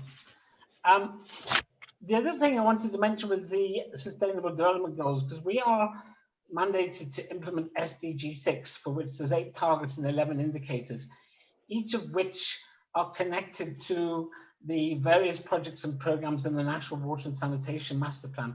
So the two are very much reliant on one another. One will not succeed as well without the other one participating. And within SDG 6, there's a key focus on innovation as well, which is also highlighted within the acceleration launched by the United Nations recently. And through the SDG 6 program, we have a number of 13 task teams, 3 of which are cross-cutting, which look at research. One of them looks at research and innovation run through the WRC, giving support to the 8 targets of the SDG 6.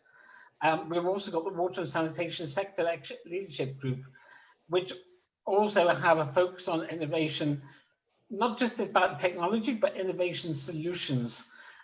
Because again, you've got to have an enabling environment for a certain technology to work. It was mentioned earlier about atmospheric water generation, which is a great technology, but it has to work in certain conditions. You can't just, there's no kind of one hat that fits all. So those are the kind of things which are considered through the SDG 6 program. So there's a combined efforts in that regard. But we even kind of, as everyone knows, that when it comes to development, you have to start with grassroots. And the Department of Water has a South African Youth Water Prize, which is funded through Stockholm with the International Water Institute, where we go to schools countrywide to look for new innovations and to have a competition for kids to be creative, because they're not influenced by outside things. They actually come up with some fantastic ideas themselves pertaining to energy saving devices and desalination, etc. And so this is a competition we have every year. And if any of you were fortunate to go to the innovation conference that we had, an exhibition back in 2018 when Minister Quincy was at the helm, we had the Youth Prize winners there at the exhibition. And that's something, again, which we try to promote, because I think it's very important to have a platform to showcase these innovations. So the 2018 exhibition had 60 really great innovators that were there present, demonstrating their products and looking for ways to gain funding and validation, accreditation of their products. And that's something which we strongly promote as well. There's a lot of other things. We've got appropriate technology strategy, which helps guide the sector in terms of appropriate solutions. And there's various other legislation and policies available to guide the sector. We strongly support the involvement of new ideas and innovation. I can't stress that enough. And we have got platforms to try and promote and guide those innovators to the next level. There's a lot more work that can be done, and it will be done, because if we are to achieve the goals of the National Water and Sanitation Master Plan by 2030, and if we are to achieve SDG 6 by 2030, we can't leave new innovations behind. We have to capitalize on those. So I think that's really all I wanted to say in introduction. I'll probably use my 5 minutes anyway. I'll see what comes out in the questions later. But thank you, Valerie, for the opportunity, and thank you to everybody for giving me that chance to talk. Thanks, Mark. Can I move on then to Jennifer? Can you tell us a little bit about DHS's integration technology platform for housing developments and your priority developments, and how this fits in also with the service delivery relating to water and sanitation? Thanks, Dr. Naidu, and just want to welcome everyone to the session. I observe all protocols, the ministers, councillors, and all attendants. Chair, the question has slightly changed, but if you allow me just 1 second to talk about the first one, where you indicated some of the challenges with human settlements and innovation. Just to Chair, if I can just highlight those. The first one is in terms of the culture and perception, because you realize, much as we'll talk about all innovations and all initiatives, but as long as the end user does not embrace the technology, we have a challenge. The other one is in terms of the dedicated innovation budget, Chair. Dr. Naidu, you'll see even from this session so far, every single department is speaking innovation, including human settlements. But so you find that water and sanitation branch, as well as science and innovation, environment and forestry, all have different budgets for innovation. So part of the challenge for us as government is to begin to embrace one budget for innovation. So part of what we've done is quite similar to what Salga presented. Salga presented the integrated technology platform, but what we have is an innovation transformation technical task team for human settlements. And what happens there is that we, with all sector departments and the private sector and our institute, the NHPRC, we meet together and discuss the different innovations and how we can implement these in different spheres of government. The other one we've done is that in terms of policy, Mr. Patel will speak more to that, is in terms of our roadmap, 10-year roadmap in conjunction with Department of Science and Innovation, where we have outlined the different cultures and how we can increase the uptake of innovation in the human settlement sector. But internally in the department, what we also have, we are developing guidelines. Dr. Naidu, you realized one of the questions earlier was in terms of the cost and and SCM processes. So what we're doing is to begin to develop guidelines where we can have a more flexible funding system, not necessarily fixed to the human settlements strategy and I mean subsidy system, so that we can embrace innovations, but at the same time we can pay for them. I'll leave it at that. Dr. Naidon, if I've missed something, you can ask.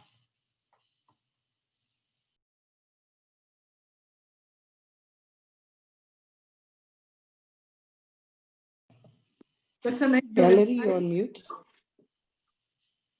Sorry, guys. Yeah, so I think we'll move on to William. William, I suppose the question was, what are the critical challenges that you would like, I suppose, the scientific community, the academics, the innovators, the private sector, to invest their time around solving some of those key challenges that will then take us to the next step, the game changers, as you speak about, in water and sanitation, that then allows local government to take that next step in its growth as well as in terms of how it delivers services to the people. Yeah, no, thanks. So a couple of points. Firstly is that we probably have to look at a way of how the sector collectively defines the problem statements, because sometimes we develop these innovative technologies that essentially might not necessarily solve the problems that we are faced with, particularly for rural municipalities. And we have observed that in some respects, it does become a one-size-fits-all approach, particularly for these clever innovators, that my technology can work both in the urban and rural setup, but whereas in actual fact, the context and relevance is quite critical. So that's the first thing that we'll probably have to look into. The second thing is to explore a mechanism of how do we popularize tech and innovation within our respective institutional setups. And I think as Salga, we've started with that. So internally, charity begins at home. So internally, we are gearing ourselves up to ensure that we take this agenda forward with the necessary speed and pace it deserves. And then secondly, that as we do that, we will then be engaging our municipalities to follow suit. We do know that some of the metros have set up these tech and innovation within their municipalities. And I think for us, it's a step in the right direction to begin to then look at a way of how do we popularize it internally and externally. The third point is that one of the things that disheartens me, I must indicate, Chair, is that we do not have the ability to consolidate efforts in this country, I must indicate, right? And hence, if you listen to the speech of the president of Salga, she was emphasizing that COVID has actually brought us together. And I would imagine if COVID did not hit us, we will still be working in silos. So I think COVID has really surfaced and indicated the manner in which we need to work together. And I think all of this, in my own opinion, will then be glued by the district development model, because it will then force us to look at an integrated approach. The last part that we'll probably have to look at and introduce, Chairperson, going forward is to explore an annual report card, like a technology report card, right? Where we can then begin to measure ourselves whether we are really taking this tech and innovation forward, or is it something that we're not taking seriously, and publish that on an annual basis, and reward or give some incentives where municipalities have actually embraced new ways of doing things.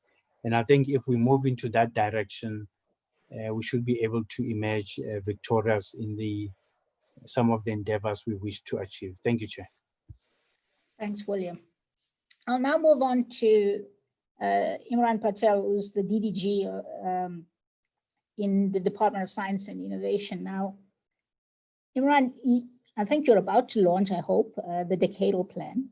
You've just come off the back of the other 10-year plan. So can you give us a little bit of an insight of what has shifted in terms of the thinking of the Department of Science and Technology, in terms of moving innovation forward, in terms of that investment becoming a return on investment, not just in terms of new technologies that solves societal issues, but how do we take that and then create new jobs that creates export potential, that expands industry development, etc. Can you give us a few insights on that?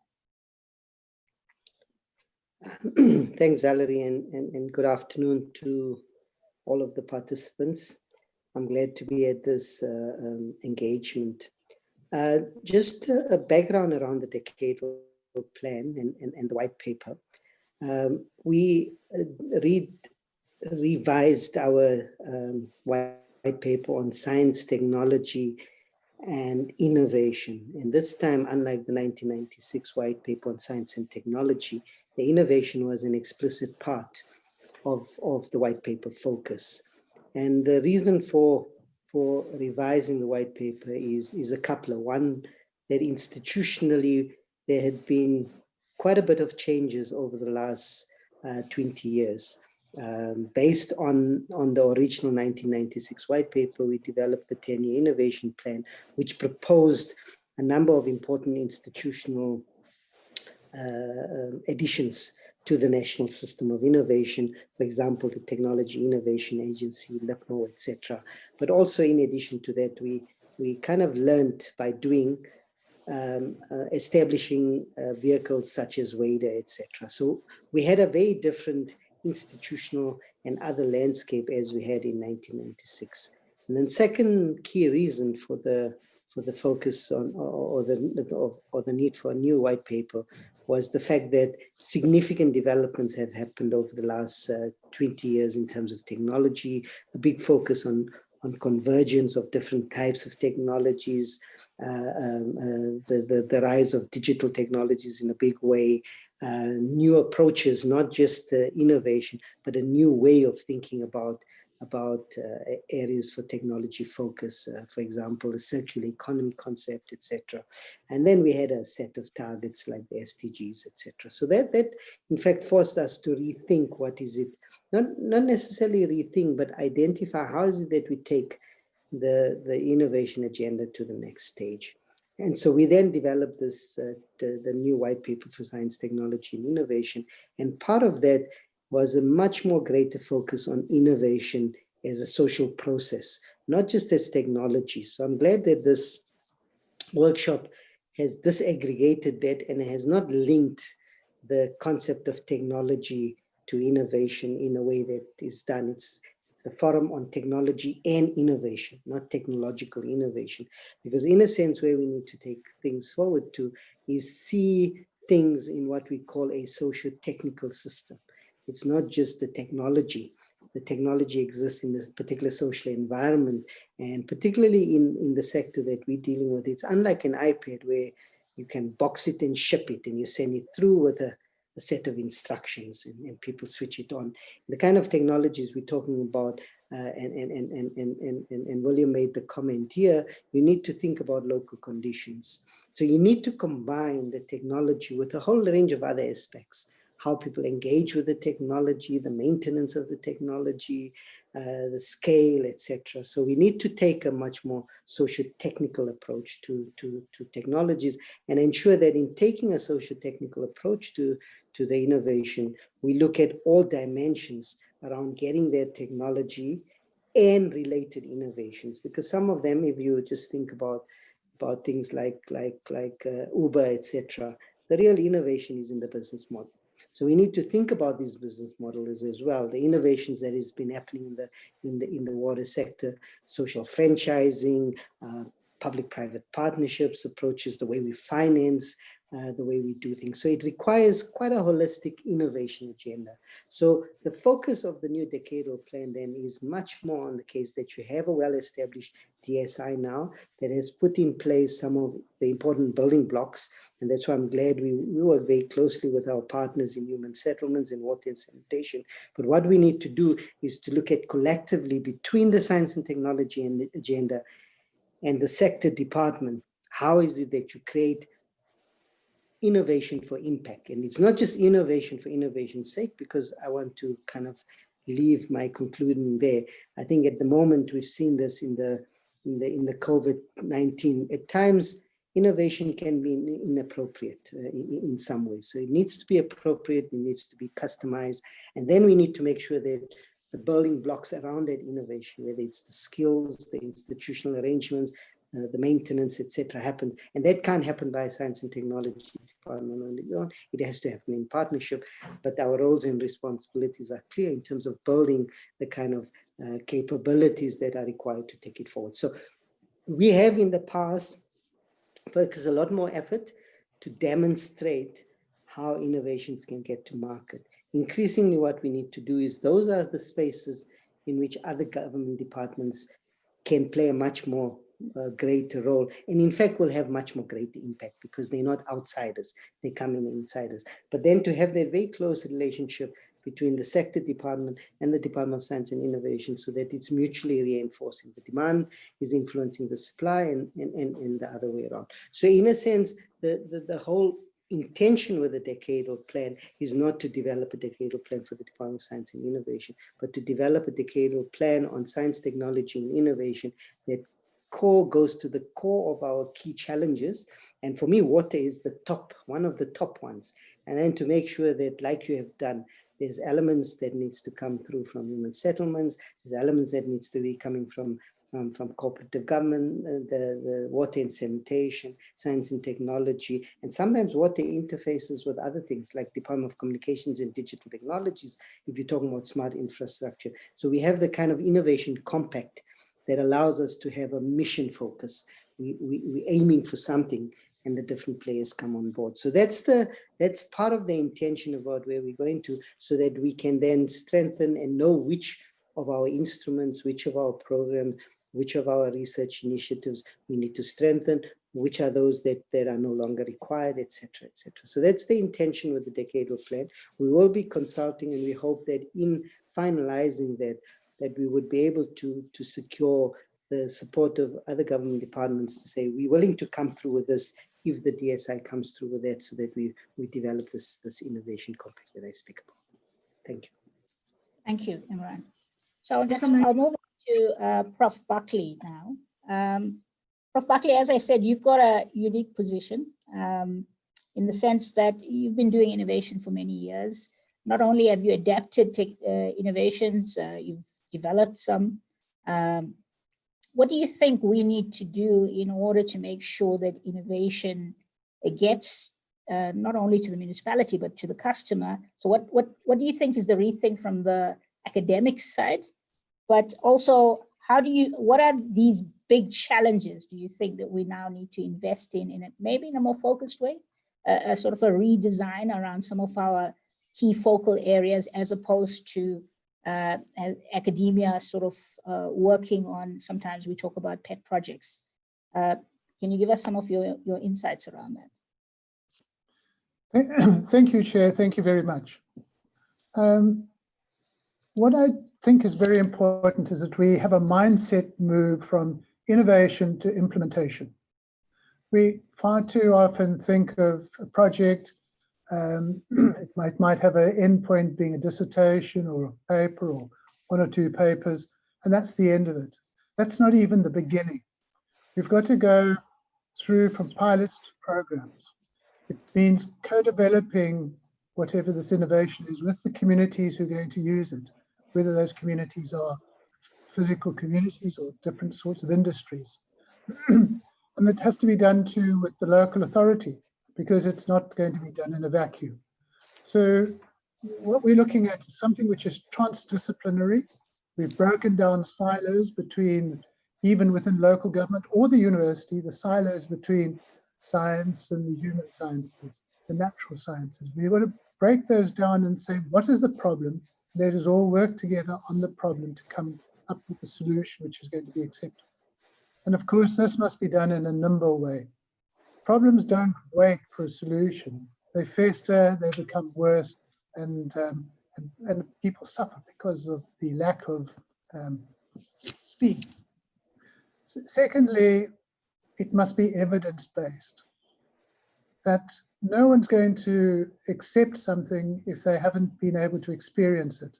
And something like sanitation is an extremely private function, although at the same time, it's absolutely a community thing that is public health. It's the issue at large. We just have to think of COVID. It's the whole country, it's the world. It's a very private thing, what we're asking people to do. So this evidence needs to be accumulated somehow, and we need a safe place to do that. And the laboratory is an ultra safe place, but it's not the world. So we need to have somewhere where we can have a partial open loop. In other words, we can do the innovative parts of sanitation, let's say. But for argument's sake, let's say that the final product goes down a sewer to be responsibly treated afterwards. And then when we know that the innovative parts work, we can then tighten that loop and become more and more closed. Now, of course, this means there has to be funding available to be able to monitor, assess, correct, and then start again.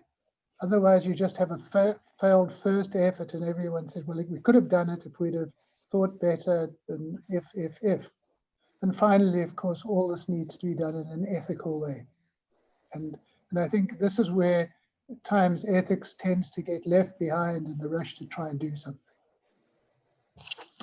So that leads me to the third thing, which is, and it's been talked about before, circular economy, loops within loops with different components. And this is where things like separation come in. You know, it was all very well 200 years ago to have waste. But waste has many components, and the solid waste people are very good at separating its source, plastics from glass, from wood, and so on.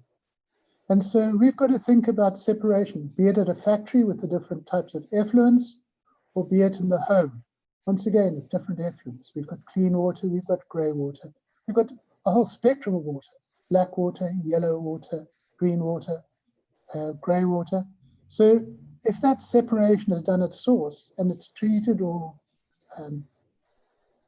appropriately, then we have much better prospects of adding value to these different streams. So that sort of brings us to decentralization within these circular loops. And the decentralization means talking about localization with local upgrading and reuse. And all of this is context specific. So the general principles might be, well, general, but how they implemented is so dependent on the communities, the scale, the types of housing typology, whether it's new, greenfield, whether we've got existing sunk capital, all of those sorts of things need to be taken into account. And finally, which I think is almost the most important, is we've got to re-examine how we develop these interventions. These need to be co-developed in a multi-stakeholder way with the state, citizens, technology providers, and the researchers. It needs all four of those parties together. The state needs to be very strong in its regulatory and oversight role, and local government in a similar but more local way. Citizens have got an immense amount of creativity, and their ownership of a project is key to it actually working. Because if the citizens are not interested in something, they're not going to value it, it's not going to be looked after, it's not going to be used. They must co-own it. It must be theirs. The technology providers need to understand these contexts, that it's not just a question of selling something, opening the box, and there it is, it stays there. It has to be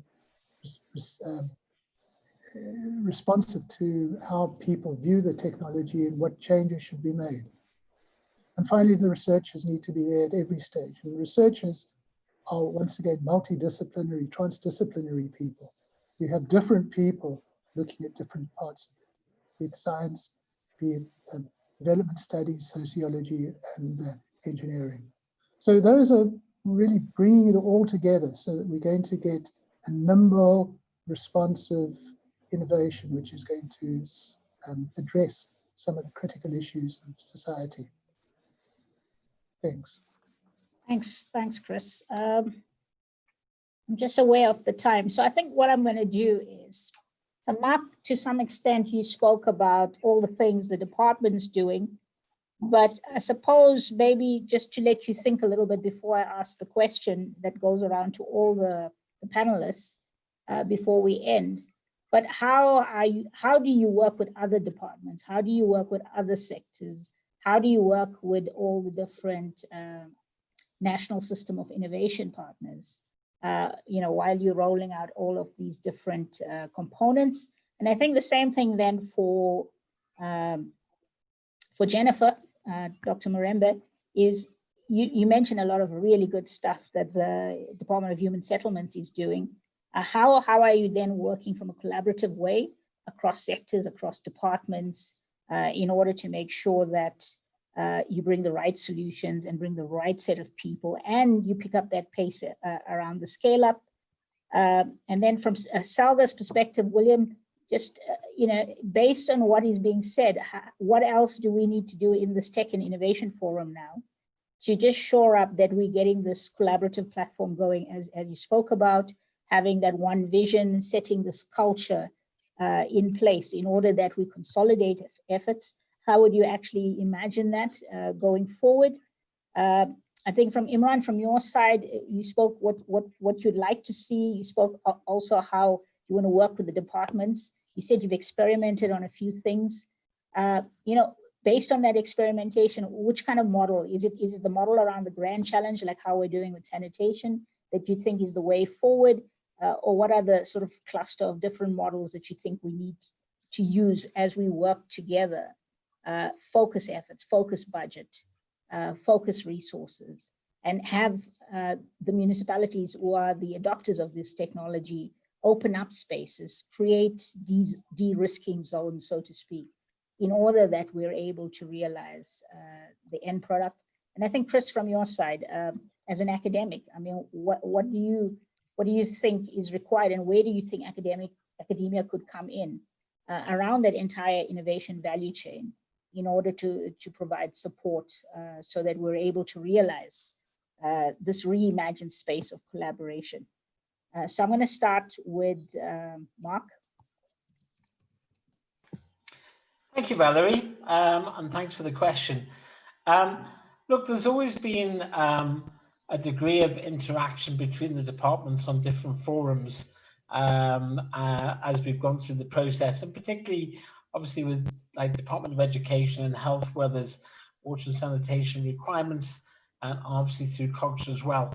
So there's a number of different platforms for which kind of discussions around water and sanitation and innovation can come up with. But the one really great opportunity which has come up now is again through the SDG 6 program, because of the 17 SDGs, Department of Water and Sanitation is obviously looking after SDG 6, which is the water and sanitation goal. But the other SDGs relate to health, it relates to education, it relates to poverty reduction, it relates to peace and security.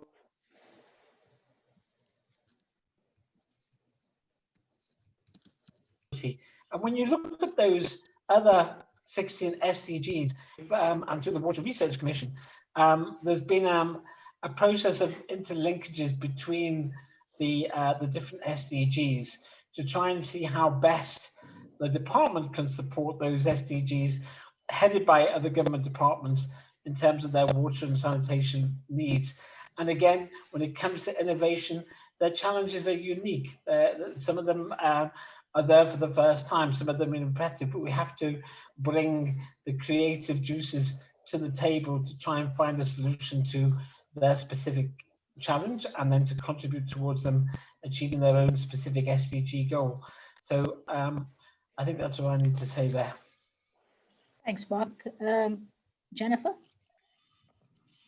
Thanks, Dr. Naidu, you have asked how we are working with other sector departments and other Yeah, parties. so how broad is your collaboration? Yeah, how broad. Dr. Naidu, first of all, let me just indicate that in terms of human settlements, we've made it clear that when it comes to innovation and technology, we have split it into 6 layers. The first one is innovation building technologies, and then that's your bricks, your mortar, smart building. The second one is artificial intelligence. You see some of our projects already monitored by drones. The other one is research and development. We strongly with the South Water Research Council, CSIR, and so on. The other one is building information modeling, big data. Billy on the WhatsApp group is asking about smart cities. That's where we tackle the whole debate about smart cities and how we do smart transport, smart infrastructure, and then information communication technology, where we communicate with our community, especially tap into the whole energy of WhatsApp group and the whole internet system. So focused on your question, how broad, we, especially in the innovation program, we ensure that we're working with all sector departments. We sign memorandum of understanding with each sector department. In other places, we have a bigger team, but otherwise we form working groups. We've got one with environment, forestry and fisheries. We already coming up with another one with DSI, where we actually go into each innovation and apply it to our specific programs. We apply each innovation, for example, to upgrading of informal settlements, sites, how we build our top structures, emergency housing. You've seen a lot of that during COVID, where we had timber frames and steel frames coming up very quickly because we had to tackle the whole COVID-19. And then also through our task team, we literally convene all sector departments, all our institutes, as well as academia. And it is there that we actually flesh out what has happened. For instance, we invite the different companies that are currently busy on the ground, and then we ask which innovation they're using, and they show us photographs and they take us through the project. And then we actually unpack that project, how the innovation has worked and why not, and where we as a sector want that particular company to go.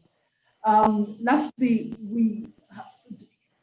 like we said, thank God for COVID, we actually came up with another forum called the Human Settlements Command Center. It's literally a command center. And what's happening there is that we look at all our projects, one pipeline for the whole human settlement sector. So when it comes to innovation, we then begin to ask the question, how is innovation allowing us to implement our projects faster? And how is innovation allowing us to meet the needs of, first of all, implementers, the private sector companies, academia, and so on? So Dr. Naidu, you'll see that we have actually split the way we embrace our partners into 3. First is public sector with public sector, that's human settlements with all sector departments. And then it's public sector with private sector, that's human settlements with all companies that are involved in construction of houses or servicing of sites with the different infrastructure in human settlement space. And then we have the other one where we combine public sector, private sector, academic institution, and then our entities like the NHBRC. So we made sure that we leave no stone unturned, because the only way we will make a difference using innovation in the human settlement sector is if we work very closely together and quickly. Dr. Naidu, you realize that technology evolves very fast, and it doesn't give us the opportunity to think or sit in another meeting and another meeting and another forum. It wants us to move. So we try to, and I hope personally that over time, as the new forums come up, we actually keep pace with the speed of innovation and technology to ensure that the public service we're actually implementing and helping, especially the poor. Thank you, Chair. Thank you. William, your final comments on what you envision for the TNI platform? No, thanks, Chair. I think as Salga, as you've heard our president and myself in a presentation, we are in solution-driven mode. So that's the posture that we're taking. Solutions, solutions, solutions going forward. And today it was a start, it was a starting point. And in that regard, you would have noted that in our partnership and stakeholders, there is a big gap of stakeholders that are missing, which is private sector. So we then wish to call upon private sector to further engage with ourselves, so that we then begin to build this collaboration in a more structured manner. And then secondly, that we are also suggesting that we need to have some form of an annual fair, tech and innovation fair through this platform, where we can then begin to engage much deeper on what is required and how to scale up these kind of innovative ways of improving our water management. And then lastly, that our posture is also emphasizing on partnership and collaboration. And that's the direction that we're going to be taking. Thank you so much. Thank you. Imran, your final words on ways of working?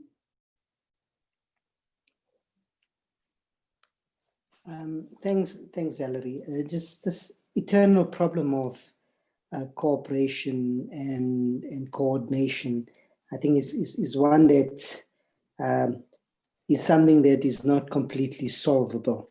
And because it's not completely solvable, part of what needs to be done is to put in building blocks that encourages greater cooperation. And I think that's multi-level.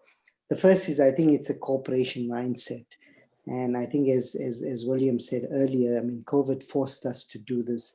The economic crisis we have and other crises, the scale and pace that we need to do transformation. There's no option but to cooperate. But I think it's something that, particularly in different areas, I have found personally, you have to wake up every day and not say, what am I doing? But saying, what is it that I can add value to what others are doing? And so it's always trying to find those connections. The second is forums like the one that you've set up today.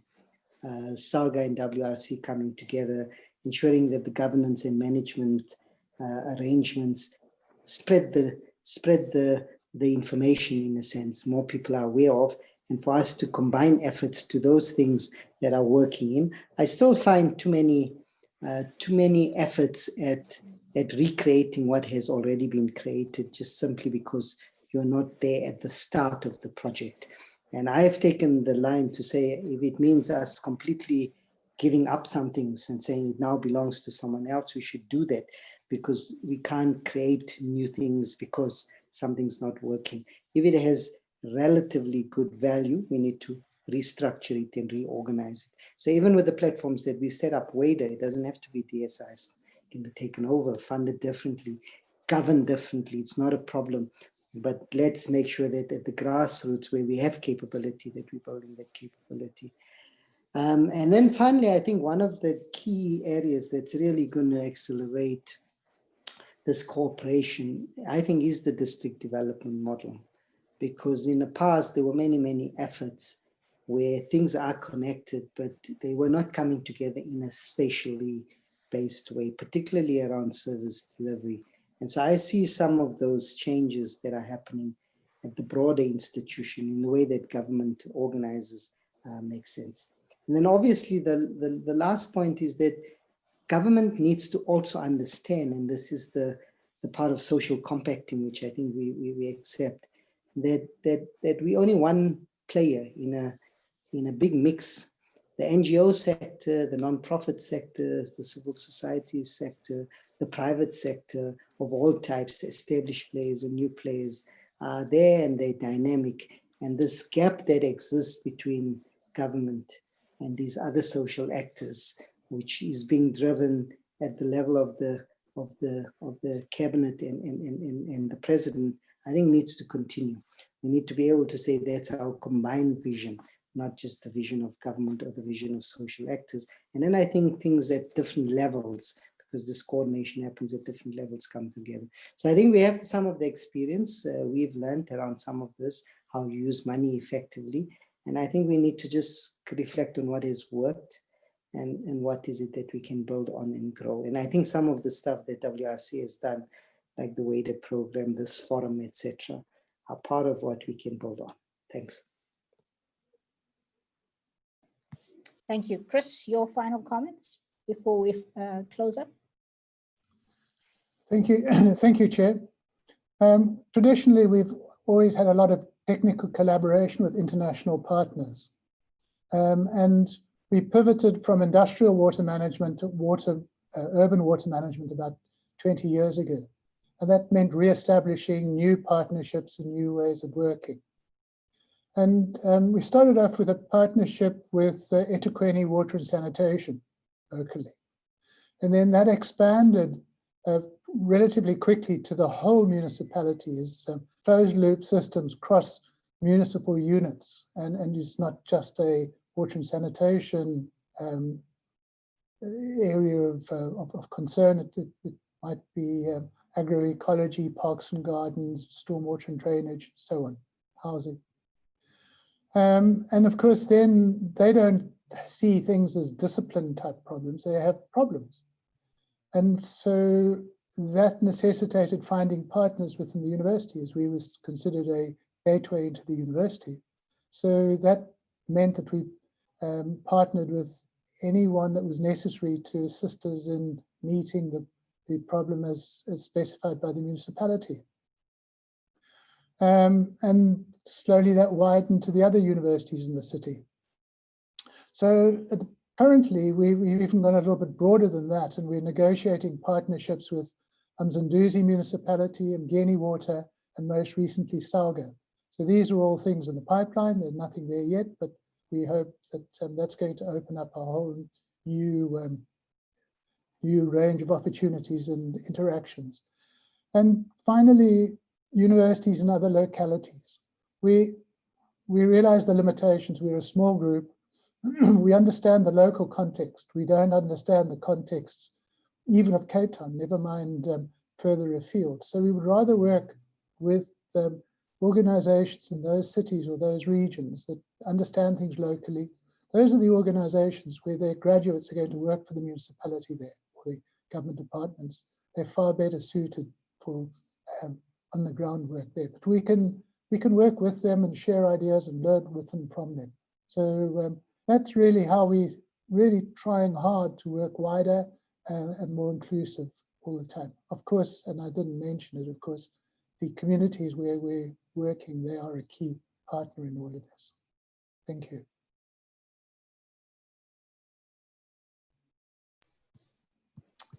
Did you hear me?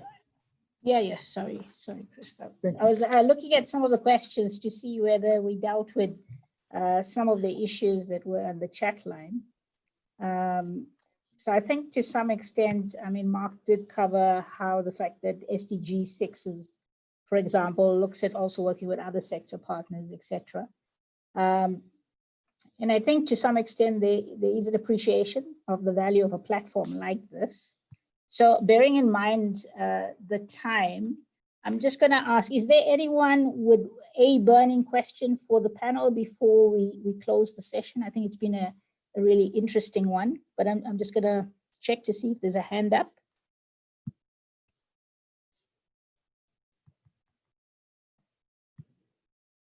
I don't see. Okay, so I don't see any hands up there. So I think with that, I'm well aware that we're 20 minutes over and it's a bit late in the afternoon. So thank you to the panelists. I think that was really an interesting discussion.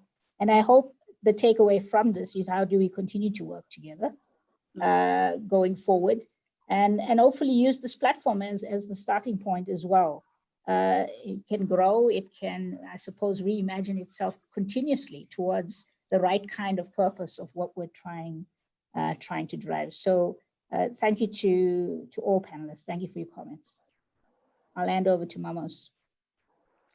Thank you very much, Valerie, and to our panelists. I think these are the kind of the conversations we need to be having to drive this important platform that have now been established by Salga and the Water Research Commission forward. Unfortunately, I saw also in the chat box somebody saying the day is too short. I really agree with that. I don't know how long we would need to be able to really have these fruitful conversations, but the important thing is we are not stopping today or tomorrow after the launch. We will continue the conversation with the intent to make things improve in the water sector. We were supposed to show a video at the end of today, but due to time, we're not going to show that video. We will show it as we start tomorrow's session. So I'm just going to quickly just close the session because you've already taken a lot of the time. And thank you so much, everyone, for still being with us. Just so in closing, just firstly to thank Minister Nkosazana Dlamini-Zuma, Minister Lindiwe Sisulu in absentia, Mr. Kahol for delivering the message on behalf of Minister Sisulu, Councillor Nkadimeng, Councillor Ngubani, all our speakers, our panelists, our participants, of course, because it wouldn't be fun to have these sessions without you. So thank you so much for participating and for staying with us. And of course, I want to also thank my co-facilitator, Valerie Naidu, and of course, our lovely host, Tobile and Zama, who are on the other side, the back side that you are not seeing today. Thank you so much to the team. But what I just want to end with is, I think today it showed that we do need this kind of conversation. We all agree that tech and innovation is about time that we make it an integral part of our water services and our water management in this country for us to be sustainable, for us to be efficient, and for us to have a water secure country. So the conversation will definitely continue forward. So tomorrow what we have for you, as we had mentioned in the beginning of the launch today, this is a 2-day kind of launch because we didn't want to keep people too long in one day. So tomorrow we will be showcasing some of our innovation. We will start at 10 o'clock until 1 o'clock tomorrow. We will still have other distinguished speakers who will be talking to us about the benefits, for example, of investing in tech and innovation. We will have more information on the programs that William touched a bit on. These are the programs that we'll be using to identify and to find solutions, these tech and innovation solutions that we want to be accelerating for the local government. These programs are the Water Technologies Program, WADA. It is the South African Sanitation Tech and Enterprise Program, which are managed by the WRC, and the third one being the Streamliner, which is also part of this overall local government tech and innovation platforms that William shared with us in the beginning of today. So you'll get more information on those programs tomorrow. But then the cherry on top is you will get the opportunity to hear from some of the innovations or the innovators that have been already developed. So we'll have 7 innovation pitches by our innovators tomorrow. You'll get the chance to also have some follow-up meetings with them if you require or so forth. So please do stay in tune. It's just goodbye for now, but we'll see you tomorrow at 10 o'clock as we go to the second version of our launch, which is mostly to showcase the kind of the technologies and innovations that we already have in the pipeline. And with that, I would like to thank everybody once again and goodbye. So the launch is now closed for now until tomorrow at 10 o'clock. Thank you. Thank you. Goodbye. Thank you, Minister. Thank you. Goodbye. Thank you. Thanks, Program Director. Thank you. Yeah,